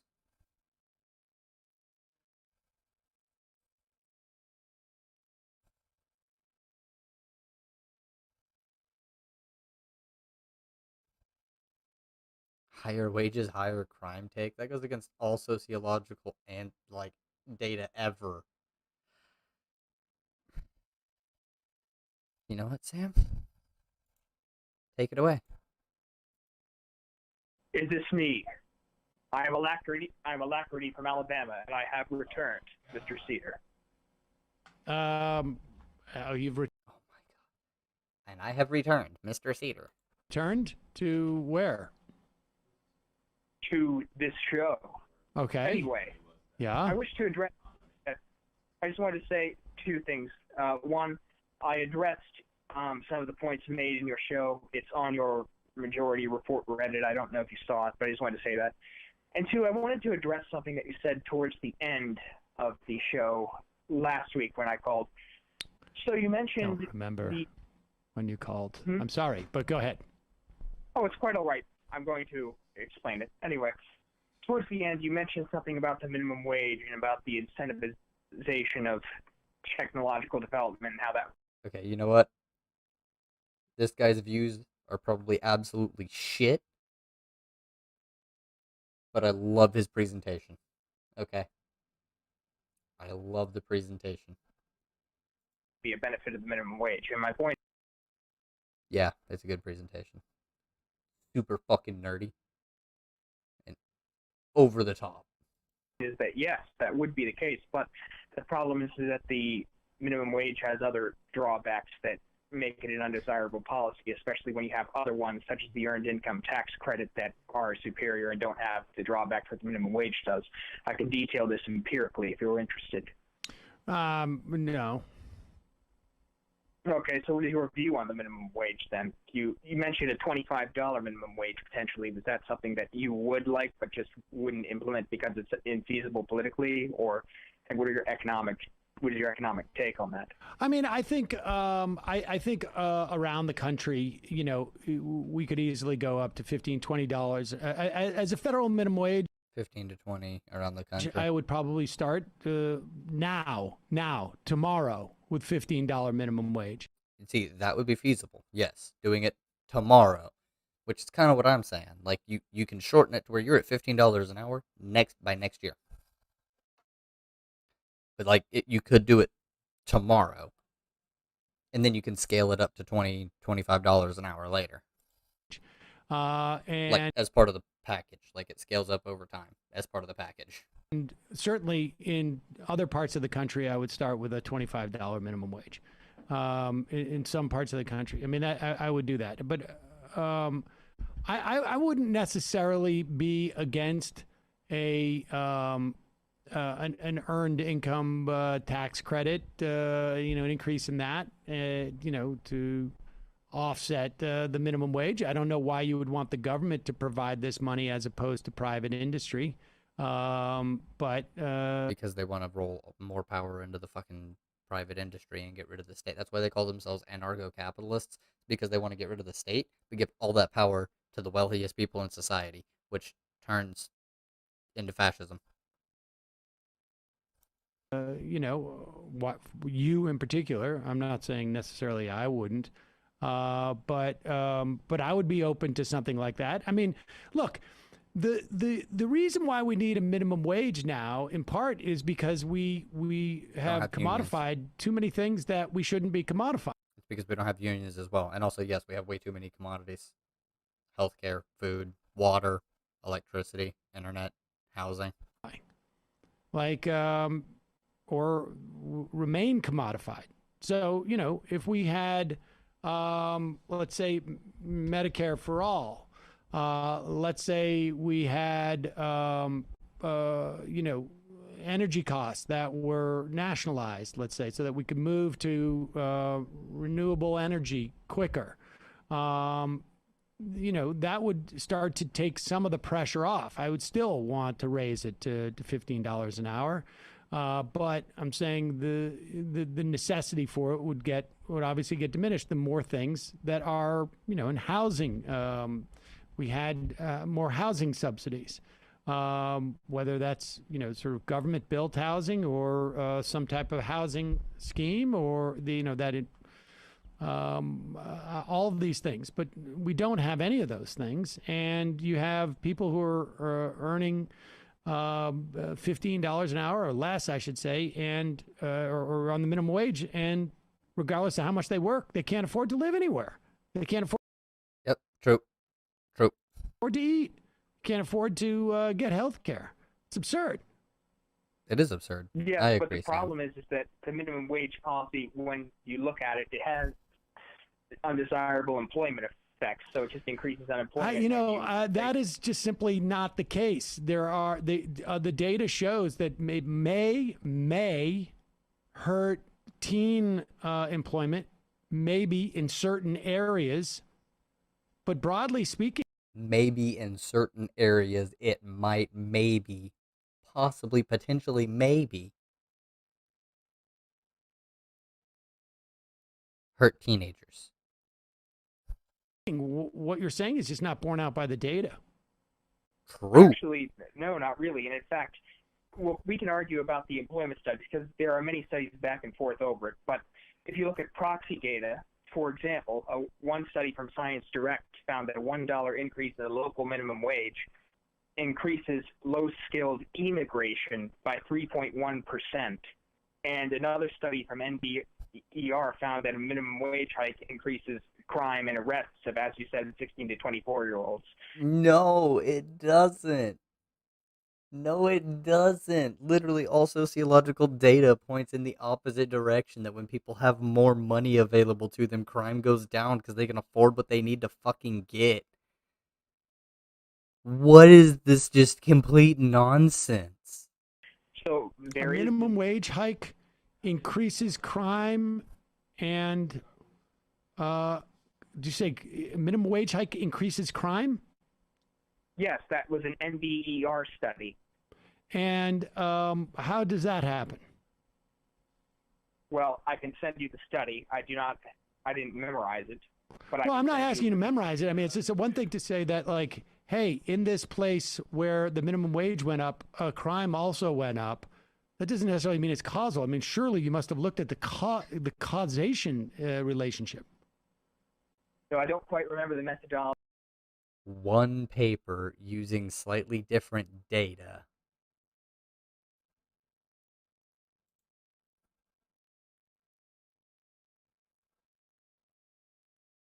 Oh, what do you know?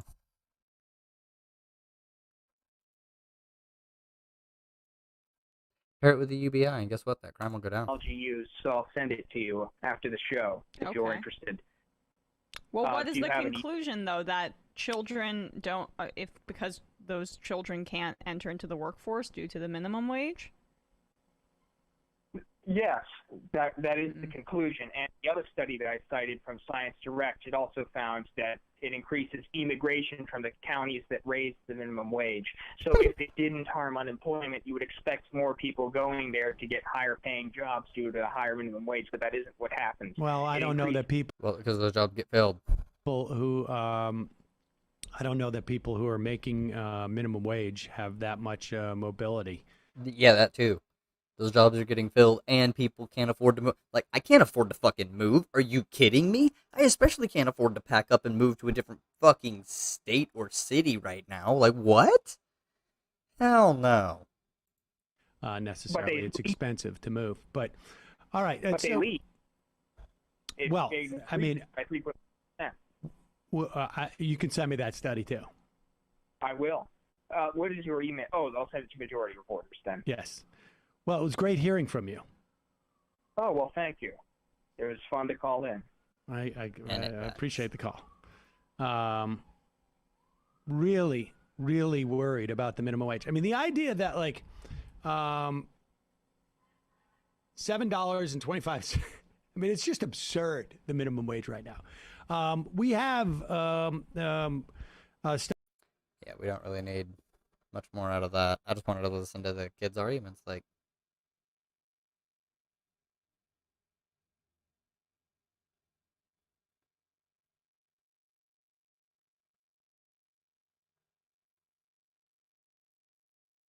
I don't know who you are, and I don't care. Oh, Tim Pool's live right now. Papa John Schnatter. Sure, let's go listen to this. Papa John, I'm a big fan. Love the Whopper, by the way. Whoa, what? Mix it all in there. Wow. Now, here's the important question. Kyle Miller says, John, do you still have your Z28 Camaro? I do. I bought that car when I was 15, washing dishes at Rocky Sub Pub for $1,600. They're- soda.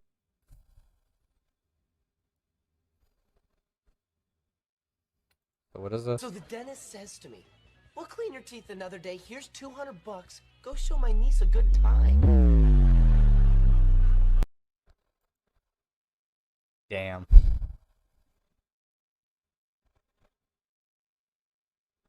Lock them in there. What? Zoe, I don't know who you are, but... Whenever I do Oh, yeah, I research do. for videos, I always look into opposing viewpoints to make sure that I'm not just existing in an echo chamber. Well, this Yep. research... Okay. Code Miko.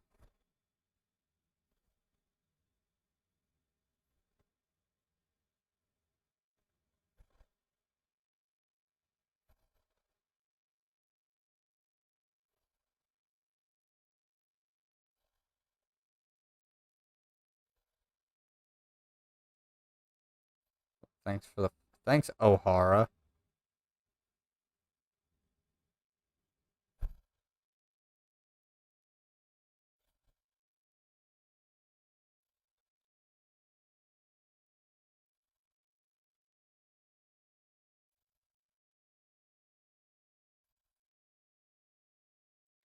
Jeez, okay, so nothing. What? Sabathun's eye is upon us now. I can feel her. It is as if this moment was unavoidable. Say it.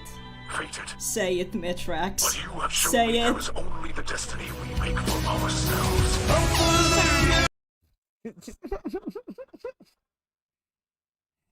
Okay.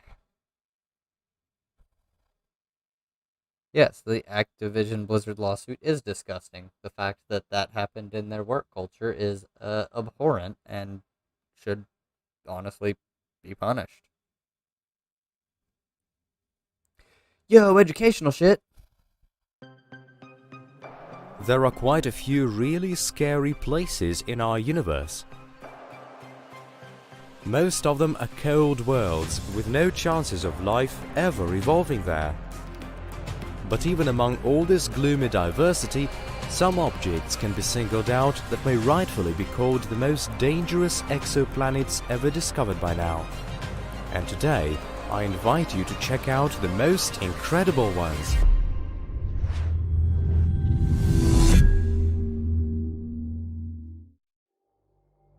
Shortly before Halloween in 2020, NASA compiled a list of the most terrifying worlds. Among others, they included 6 exoplanets. Each of these objects' environments is not just extremely hot. Okay.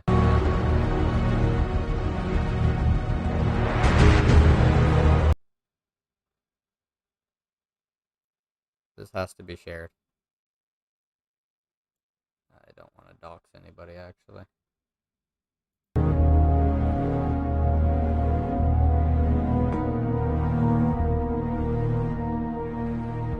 Okay, so...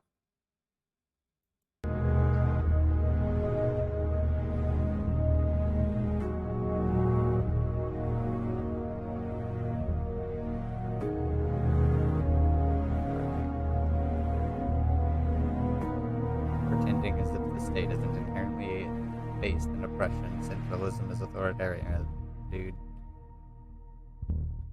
You say it's like it's bad.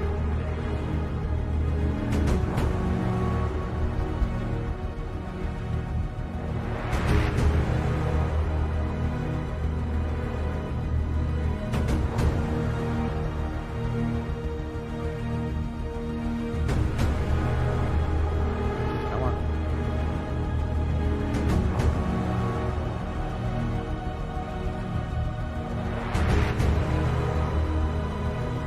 What are the words? What else is there?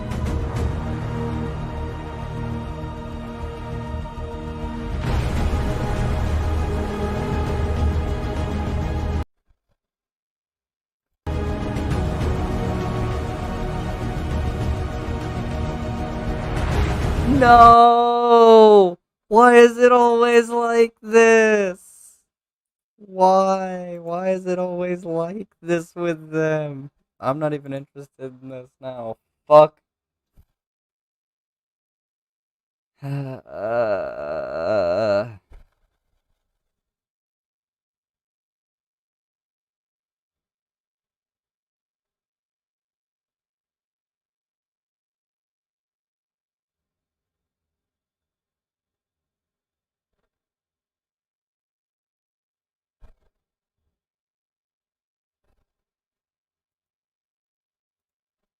What?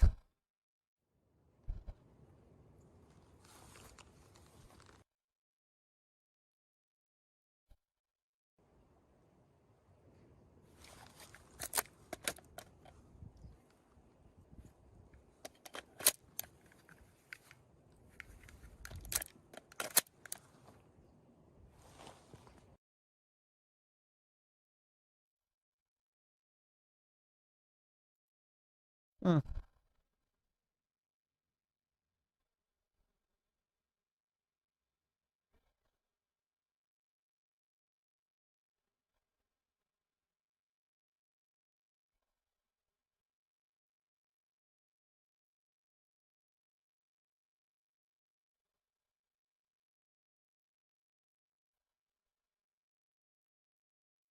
care about any of that.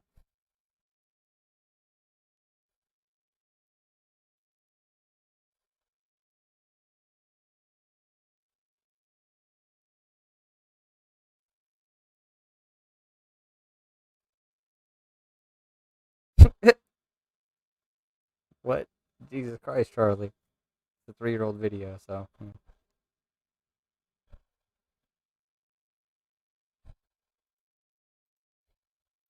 Is the events director at Turning Point USA, and it's because of her and her team that this looks the way it does. Pink?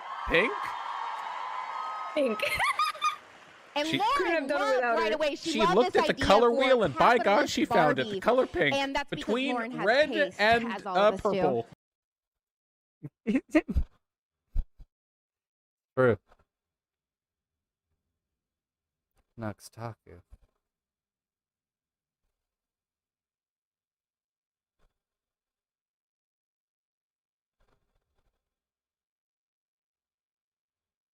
I don't even want to know what would happen if The Simpsons was British. It would be awful. 10 million.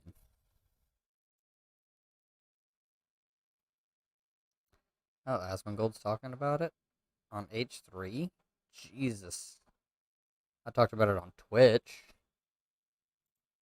I could talk about it on here, I suppose, but that's not what I came here to do. As a matter of fact, I've been live 2.5 hours.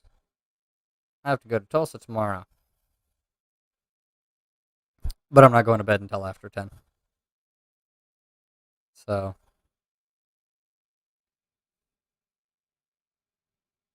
It's true. This Dan Price guy pays his workers like $70K a year. $70K minimum wage every year. Fucking beast mode. Way to trigger all conservatives. They freaked.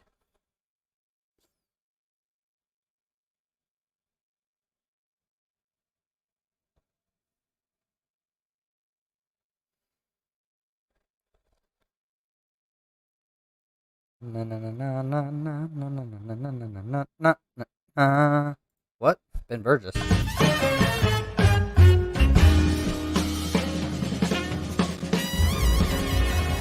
I am gonna look at this for a little bit, kind of see the. Wait, did they play any clip? No. It has like a lot of. So you had pointed out in the private chat that beyond the problem that we pointed out, there's another really straightforward problem with the Shapiro success sequence argument from earlier. Oh my God. This drives me up the wall, Shapiro, with this success sequence, right? Because he says, "Oh, well, all you have to do is get graduate high school, get married, have a job and you won't be poor. And as you pointed out, well, technically, if you have a full-time job, you are not poor because a minimum wage full-time job pays more than the poverty line, right? So forget. Right. But you might be poor, more accurate said. You're not going to be poor in the sense that's used for this. Yeah. Yes, right. Your income. Now, whether your life, as you said, as the commenter just put it, right? It might be that all of the money you get, you have to spend trying to keep yourself alive. But there's a bigger point, which is that a full third of the population of poor people is children. Right. He is telling children. Why haven't they graduated from high school and got married and got jobs? If they graduated from high school and they had a job and they were married, they wouldn't be poor. And then another, if you look at this is from the Brookings Institute. I know he knows what the Brookings Institute is because he cites, because they developed the success sequence and he loves to cite it because they're liberals. Okay, 32% children, 12% old people who he wants to put to work and says should graduate high school. Another 11%, which gets us over the 50% mark, is disabled people who he wants to put to work. And then you see that down at the bottom left there, caregivers and students. So he wants to take people who are full-time caregivers for people who can't take care of themselves. They should go to work. And the students who are full-time students should go to work. So when you actually look at the population of poor people, it tends to be people who can't have full-time jobs. And Ben Shapiro's advice to them is get jobs. Yep. Okay. So they don't play anything, but it is a argument. It's using his arguments against him. Okay.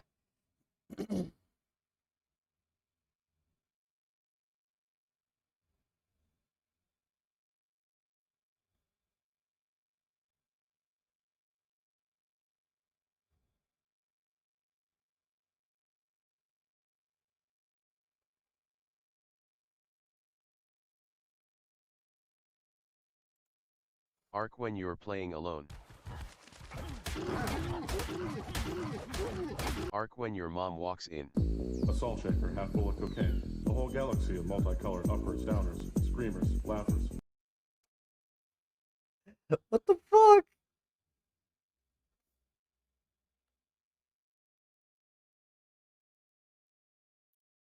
Oh, it's here. This guy was a complete fucking dick.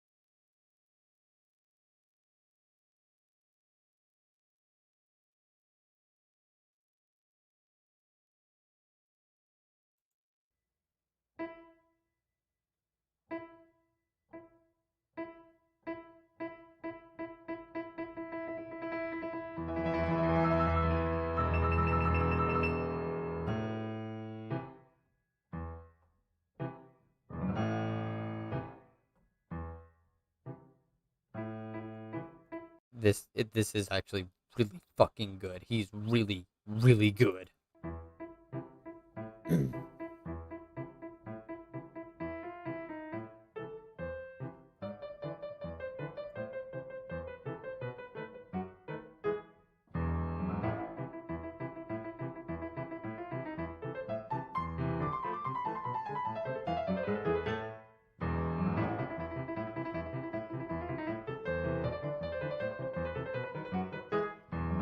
It's not okay.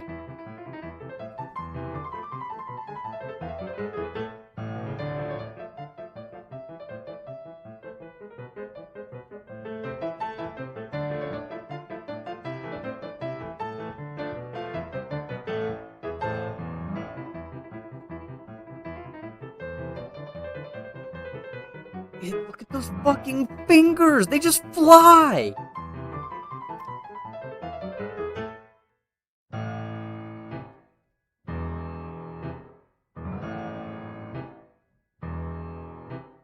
With such accuracy, too.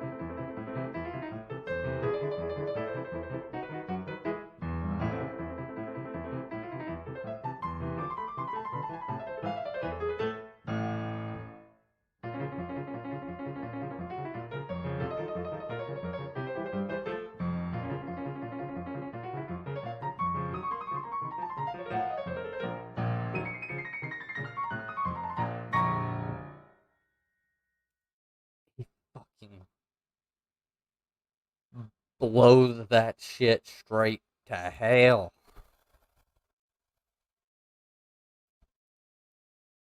Wait, what?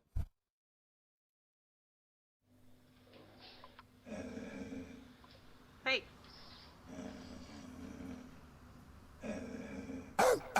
Hey. Fuck you, dog.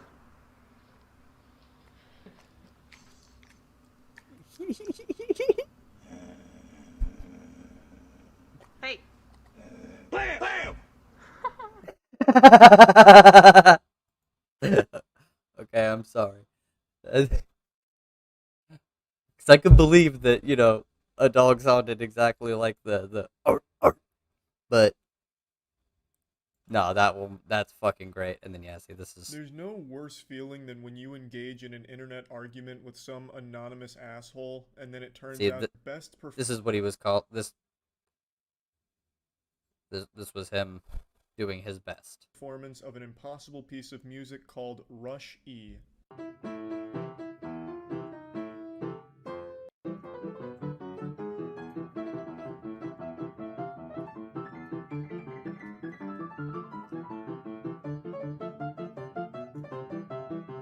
Now, obviously, I'm a fucking Neanderthal when it comes to piano. I don't know. So it wasn't refined. So yeah, this is what it looks like when you play the thing.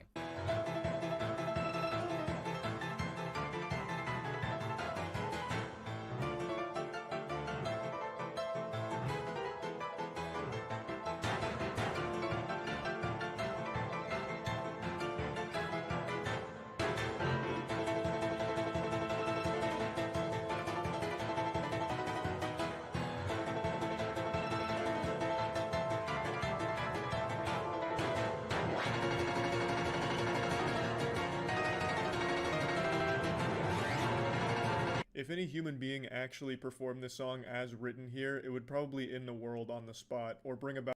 But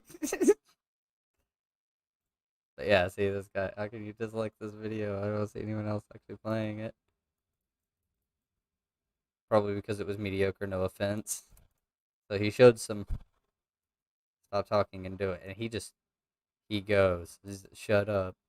War has erupted. We look for natural YouTube commentator in the natural habitat. Your long-awaited beloved video, and then yeah, that's actually how I saw this. He did so fucking well, and that's why when the bad guy is actually talented, because he came off as like a huge dick.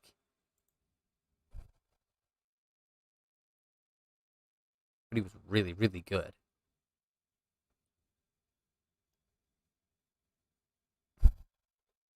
Yeah, I'm sure white phosphorus is terrifying. I've heard a lot about it.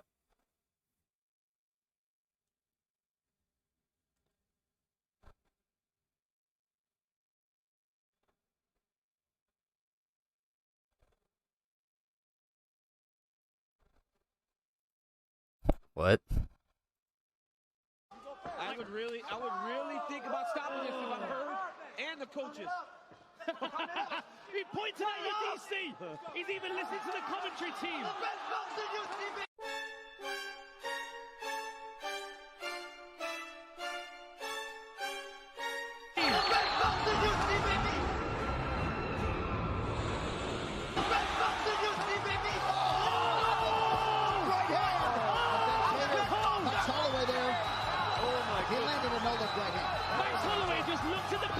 Team and said I'm the best boxer in the UFC. Slipping punches. I have never seen anything like this in my life, bro. Max Holloway, as we knew it. Oh man, look at all the blood. The freshman came to play, baby. Oh my goodness. It's the Max Holloway show tonight. If you guys remember it, Calvin said he's the senior in boxing. Wow. So Max is saying the freshman came to play. As he is battering and bruising Calvin Kattar around the octagon. Do you let it land or do you block the elbow? Look at the head with Holloway. Oh my goodness. It is Holloway's world tonight, 15 minutes down. Wow, what a fight. Wow, that was... Okay. Yeah, that just can't. Okay, yeah, that was fucking gnarly. 21 second. And we're Ham good. Monkey, thank you for the very kind tier 2 sub. If I commit myself to acting like a cat, will you let me live with you and sit in your lap during live streams? I promise to be a good kitty. Down horrendous. Down catastrophic. I hope you're doing okay, my friend. Down colossal. Okay? It's rough out there.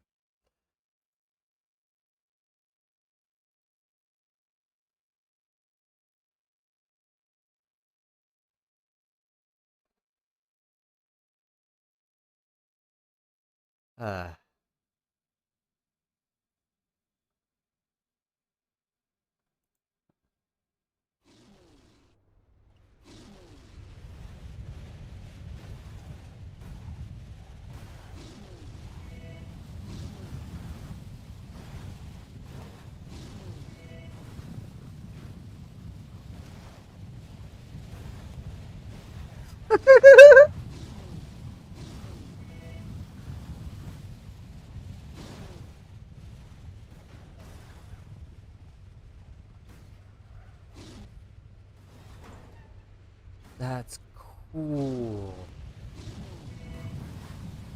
I mean, I like the idea.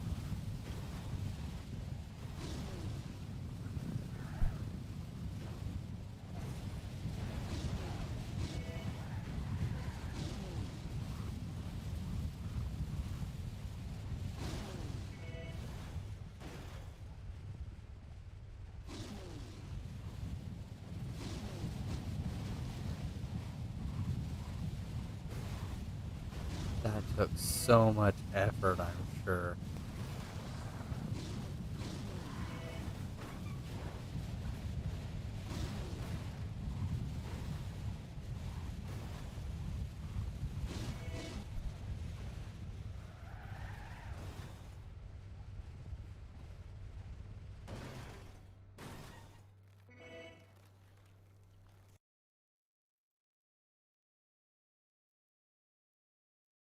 Okay.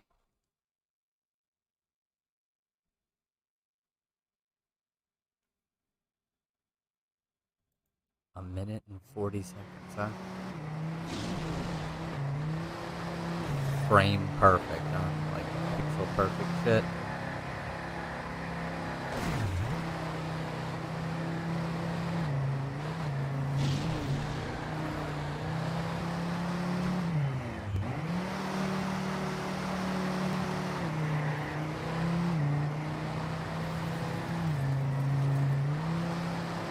How do people do this shit?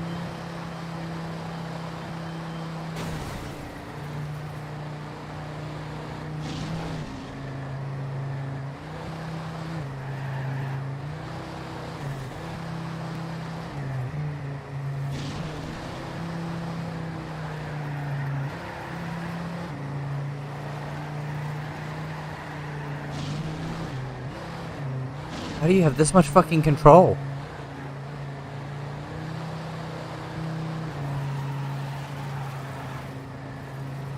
Oh my god!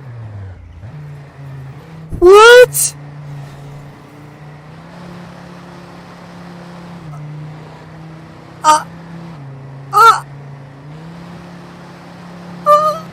How? There's no fucking... No! Oh, I'm weak as fuck right now from this shit. What? I don't comprehend. How do you...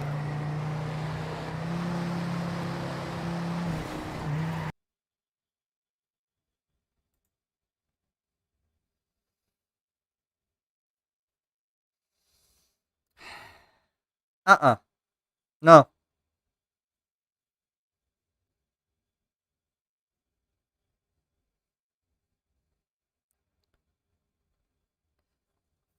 That's... What the fuck?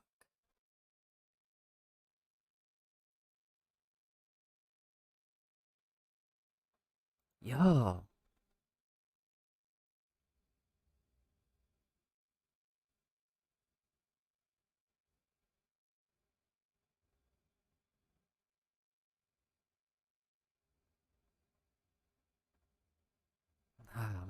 What is this?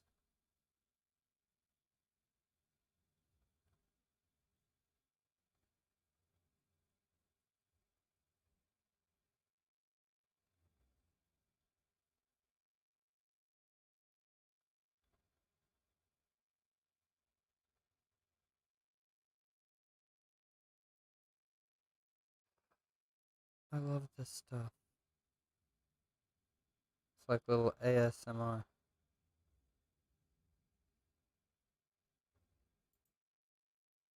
Hey, what up, matchmaking? I'm here to get put in another lobby. How many kills you had last game? 20 and 5. 20 and 5? Congratulations, son. You just went pro. You'll be in that lobby over there. Call of Duty is my life. No, this got to be a mistake. I got a .5 KD. I need to be over there with them. Grenade out.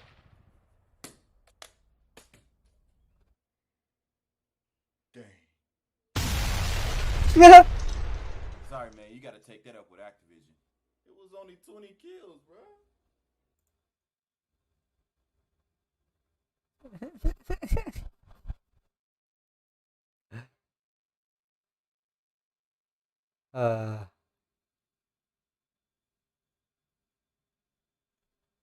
What?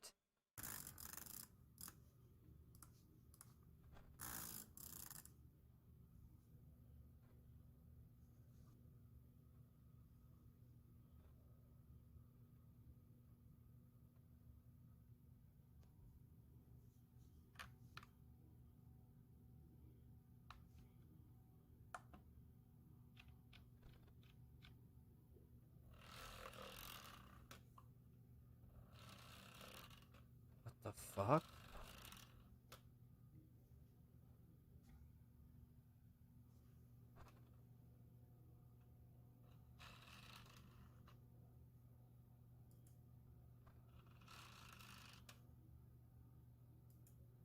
Do it fast.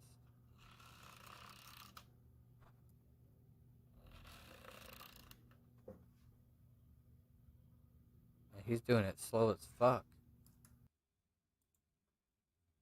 He's going like, instead of going like,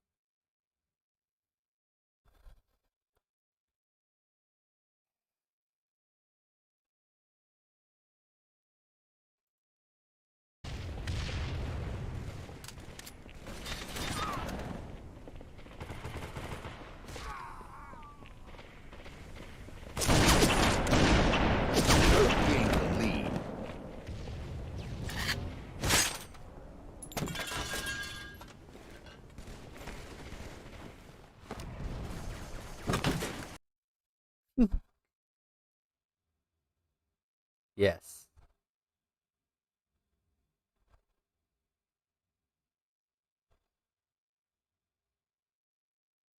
Speedrun cheater.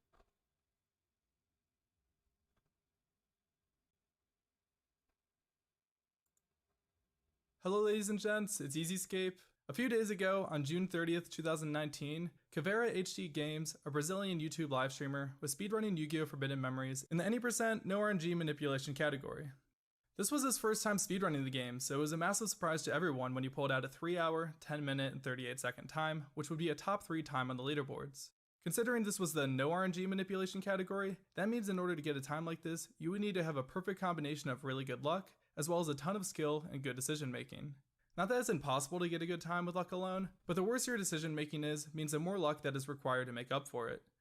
The world record holder for any percent with RNG manipulation is GFC, and in his opinion, Caveira isn't very experienced or knowledgeable about the game itself, and very consistently makes poor plays on almost every single duel. So the luck he was going to need was going to be insane, which it was. For instance, getting good cards in this game comes from winning duels, and the most powerful card you can get is a Meteor Black Dragon. Getting this card in your deck will make each duel much easier and save a lot of time in the run. Also, because certain cards are so powerful, speedrunners will sometimes farm wins off weaker duelists to unlock them. Caveira decided to farm for some of the cards himself, and you'll never guess which one for: the Meteor Black Dragon.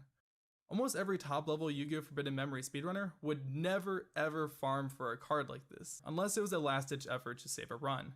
But Caveira just goes for it, and not even against the low meadow mage, which has the best drop rate for the card, but instead against Jono's second, who has less than half the drop rate of Low Meadow Mage. Wow. A bold strategy for sure, but it pays off as Caveira gets the Meteor Black Dragon after only his 8th duel, a 0.39% chance. Later on, he also wins Beast Fangs from Shady with 0.98% odds, and Dragon Treasure from Isis with 1.5% odds in his first attempt each time. Well, you may have been able to guess from the title that this run was not performed legitimately, not because of the insane luck that Caveira received, because that technically could have happened to anybody, but there were some serious telltale signs that this was a cheated run. The first giveaway is that upon winning certain duels like the one with Shady, Caveira won the card Beast Fangs, and the card ID above it was 129, which is actually the ID for the card Nemoriko, which is a different card in Shady's drop table instead of the ID 308, which belongs to Beast Fangs. Also, when he wins Dragon Treasure, you can see another number behind the ID that normally isn't there. This is something that nobody has ever seen in the game before and only happens when using something like Game Shark or Cheat Engine, and there are several occurrences of this happening throughout the run. To explain the second sign of cheating, we have to understand how Yu-Gi-Oh! Forbidden Memories generates randomness, because once you understand how it works, you can start recognizing patterns. Basically, everything in Forbidden Memories is decided by what seed you perform a certain action on, and what your seed number is at certain times. Before starting the duel, you can look at the cards in someone's deck, look how they sort the deck, and then by looking at the order they draw their cards on, you can figure out exactly which seed number the duel ends on, which also determines which card you win. So by looking at all of this, we can figure out exactly which card should be won after every duel. And if someone wins a card other than what card they should win given the seed number, then that means some type of hack or cheat has been used. And in Caveira's run, his drops do not match what cards he should be winning. Huh. An example in his run... That's pretty fucking clear. I don't need to watch the rest of that.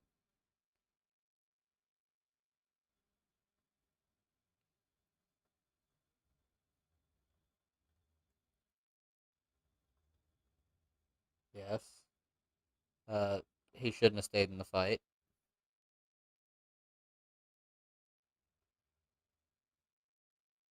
They might actually try that if they're posturing that hard.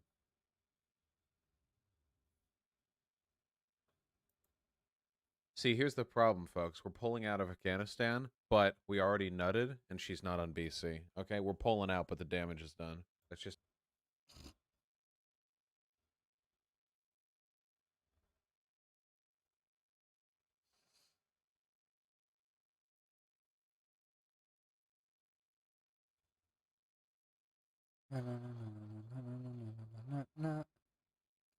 I am both hungry and want to take a smoke break. I've been here for 3 fucking hours. I went about 2 hours ago and took a break, so it's about break time. It's about break time. Yeah, break time. And you can either hang out here and wait for me to come back, which is, you know, cool. I like when people do that. Or you could like wander off and do whatever the fuck you feel like, 'cause, you know. But I do appreciate everybody who's tuned in. If you stay here, sweet. If not, I hope you have a great one. I will be back in just a little bit. Yeah, a little bit, just a little bit.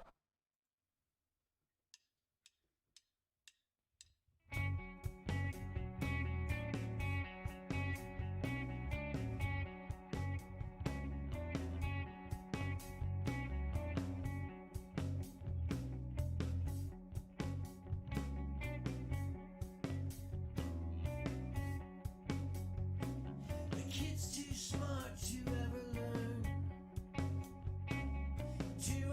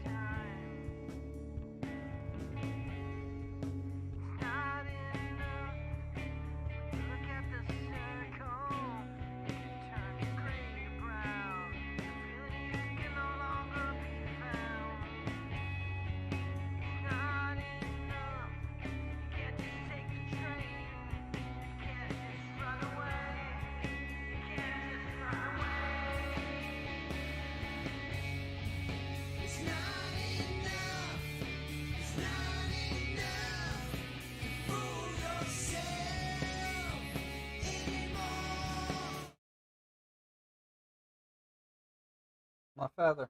Oh well. Okay.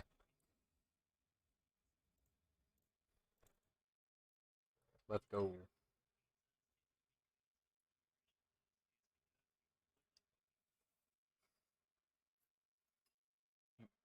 Mm.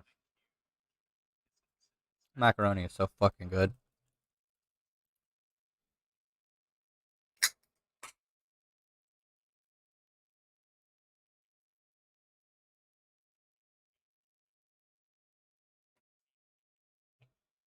Oh shit. Am I?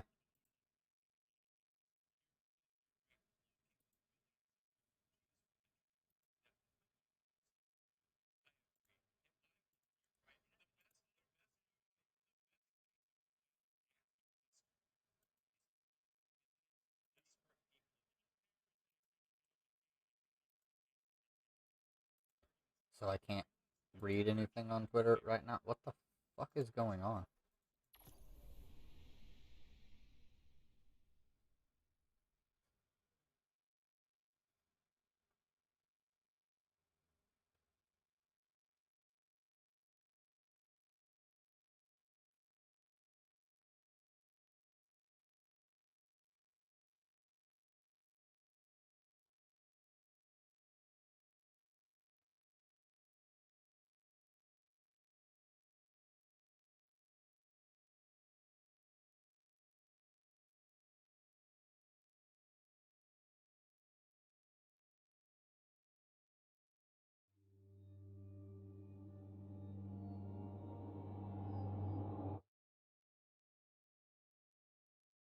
Okay, so I guess for an hour I'm not allowed to view anything on Twitter.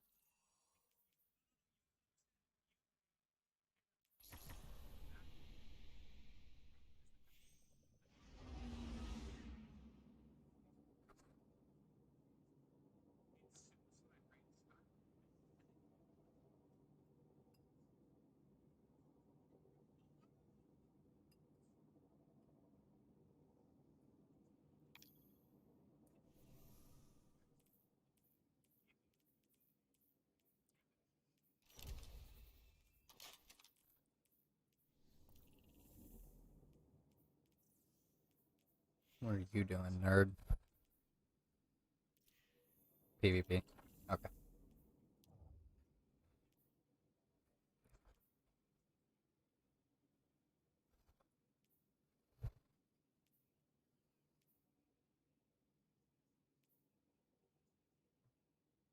Okay.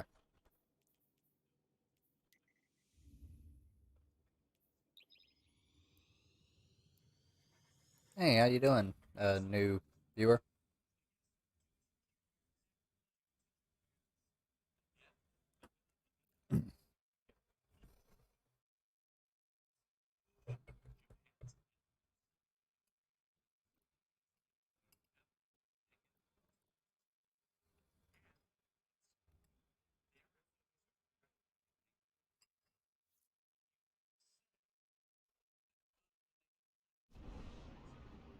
Mm.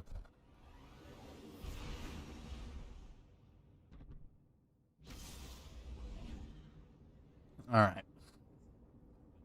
Yeah, we've already done the,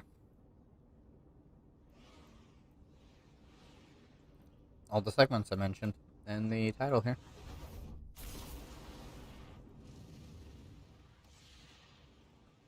So I don't have any, I don't have anything to go over in there, so I'm just playing some Destiny. For a very short period of time.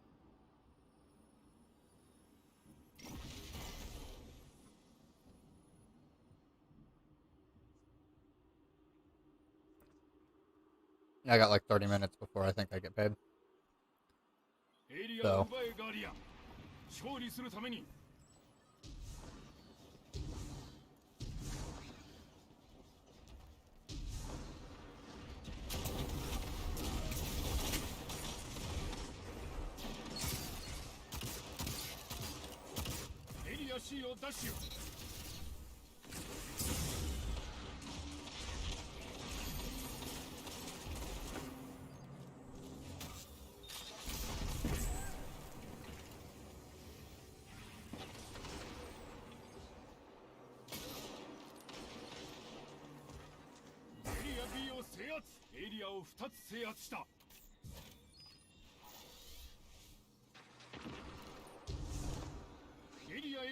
Let's fucking go. We're gonna get it.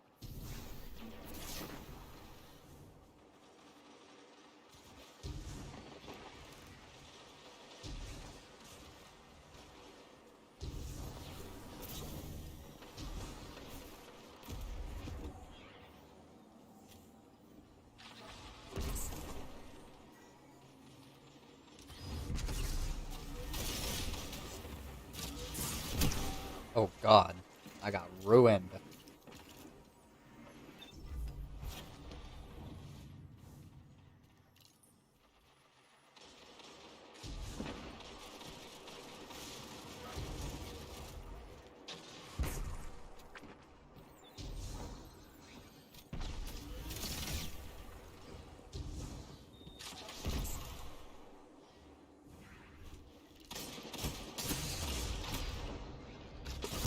Fuck. No.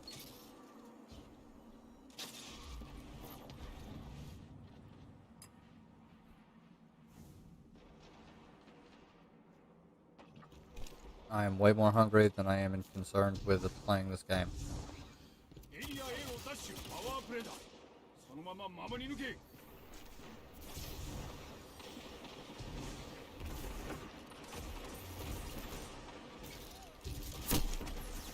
Fuck!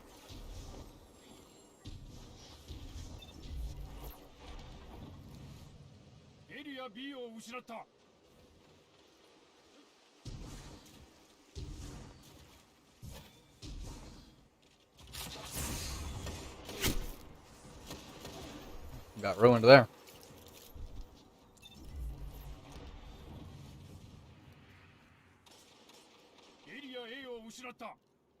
Alright.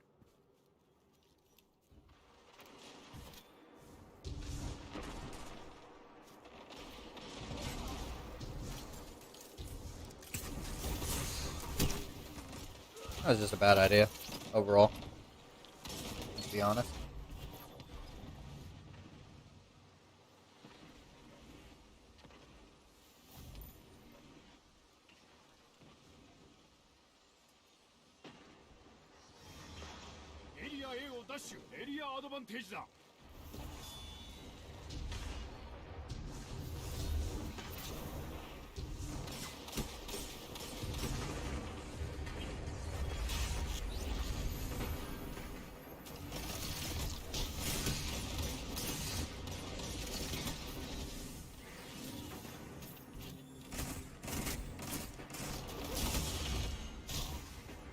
That was a sword. Not good. Not good, folks.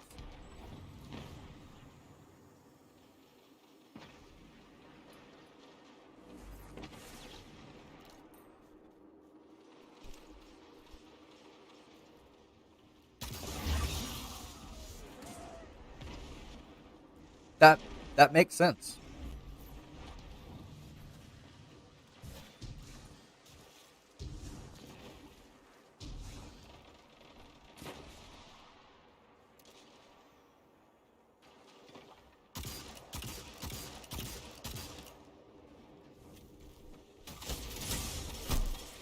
Damn it!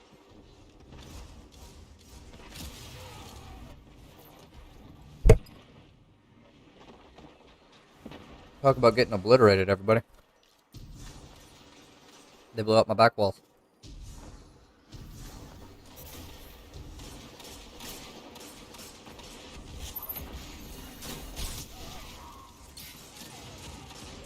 Somebody get Sonic.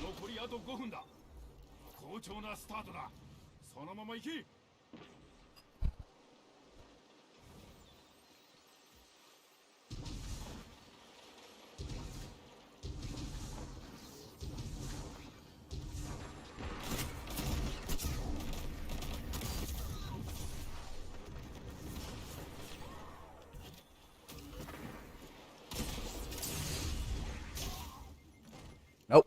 Got fucked over there.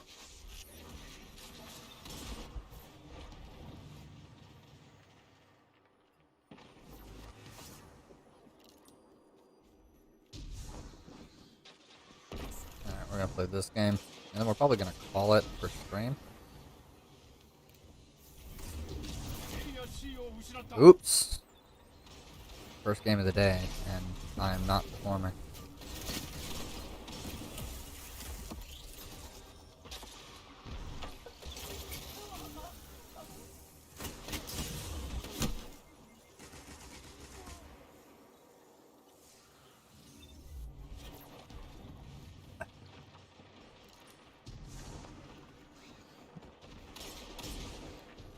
I'll do a little recap here before I actually go, though. Like,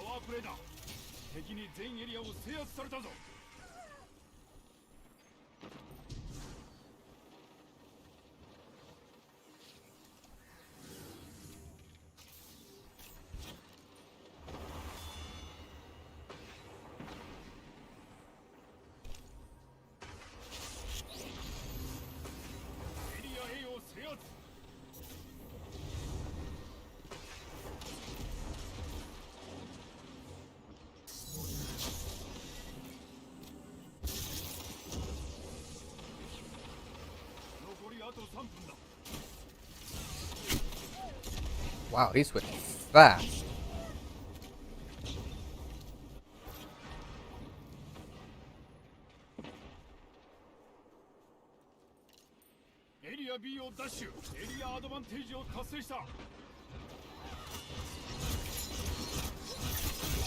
Nope, didn't even get to touch him. They touched my butthole unwittingly. I didn't get to do any damage to them, it wasn't fair.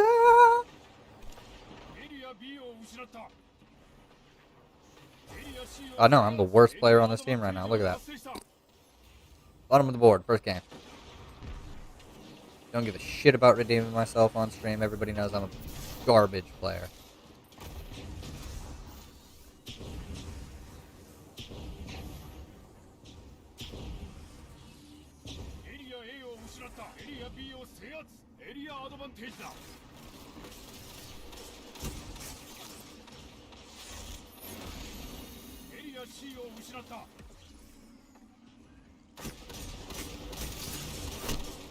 Ah.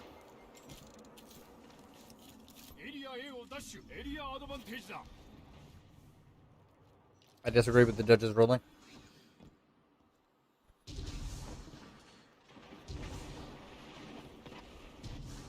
I completely disagree with the judge's ruling.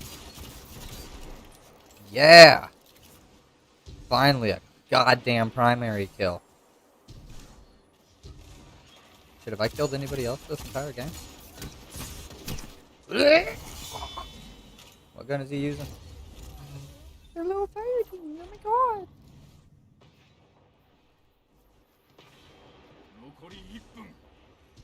Found verdict, really?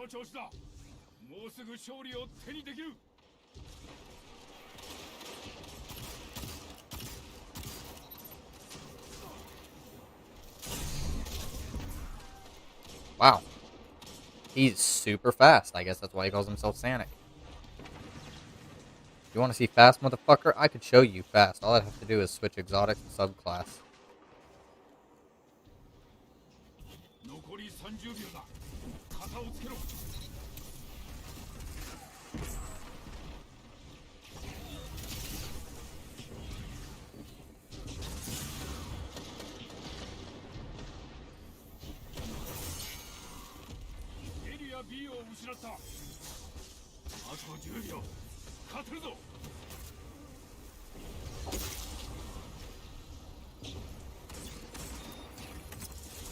Yay, win by technicality! I didn't lose in my first game of the day. Hooray, that sets a good mode. Yay! Now it's time for me to end the stream after this recap.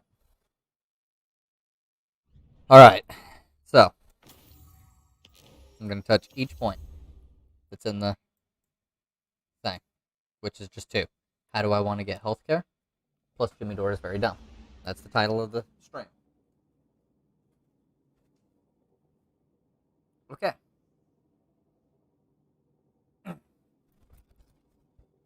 Very simple, easy recap. How do I want to get healthcare? By building a actual ground movement that could sustainably push for healthcare, and a movement within the actual halls of Congress with actual progressive people who could actually get this shit, implemented. Real ways to get this done instead of just trying to pressure the few politicians that could try and do something about it. I want to actually get shit done and not just look pathetic doing it. Okay. But yeah, that's essentially it. You got to get enough people to leverage in Congress, and you got to get enough people to leverage on the ground. Public option looks more likely right now, but with enough people, we may be able to get some sway. Now, why is Jimmy Dore dumb? Well, literally everything he says is fucking ignorant. When it comes to any understanding of any policy positions, nuanced. No, nuance doesn't apply to him. It's just, oh, you're not pushing right now immediately for Medicare for all. You're a shill. I love cheese.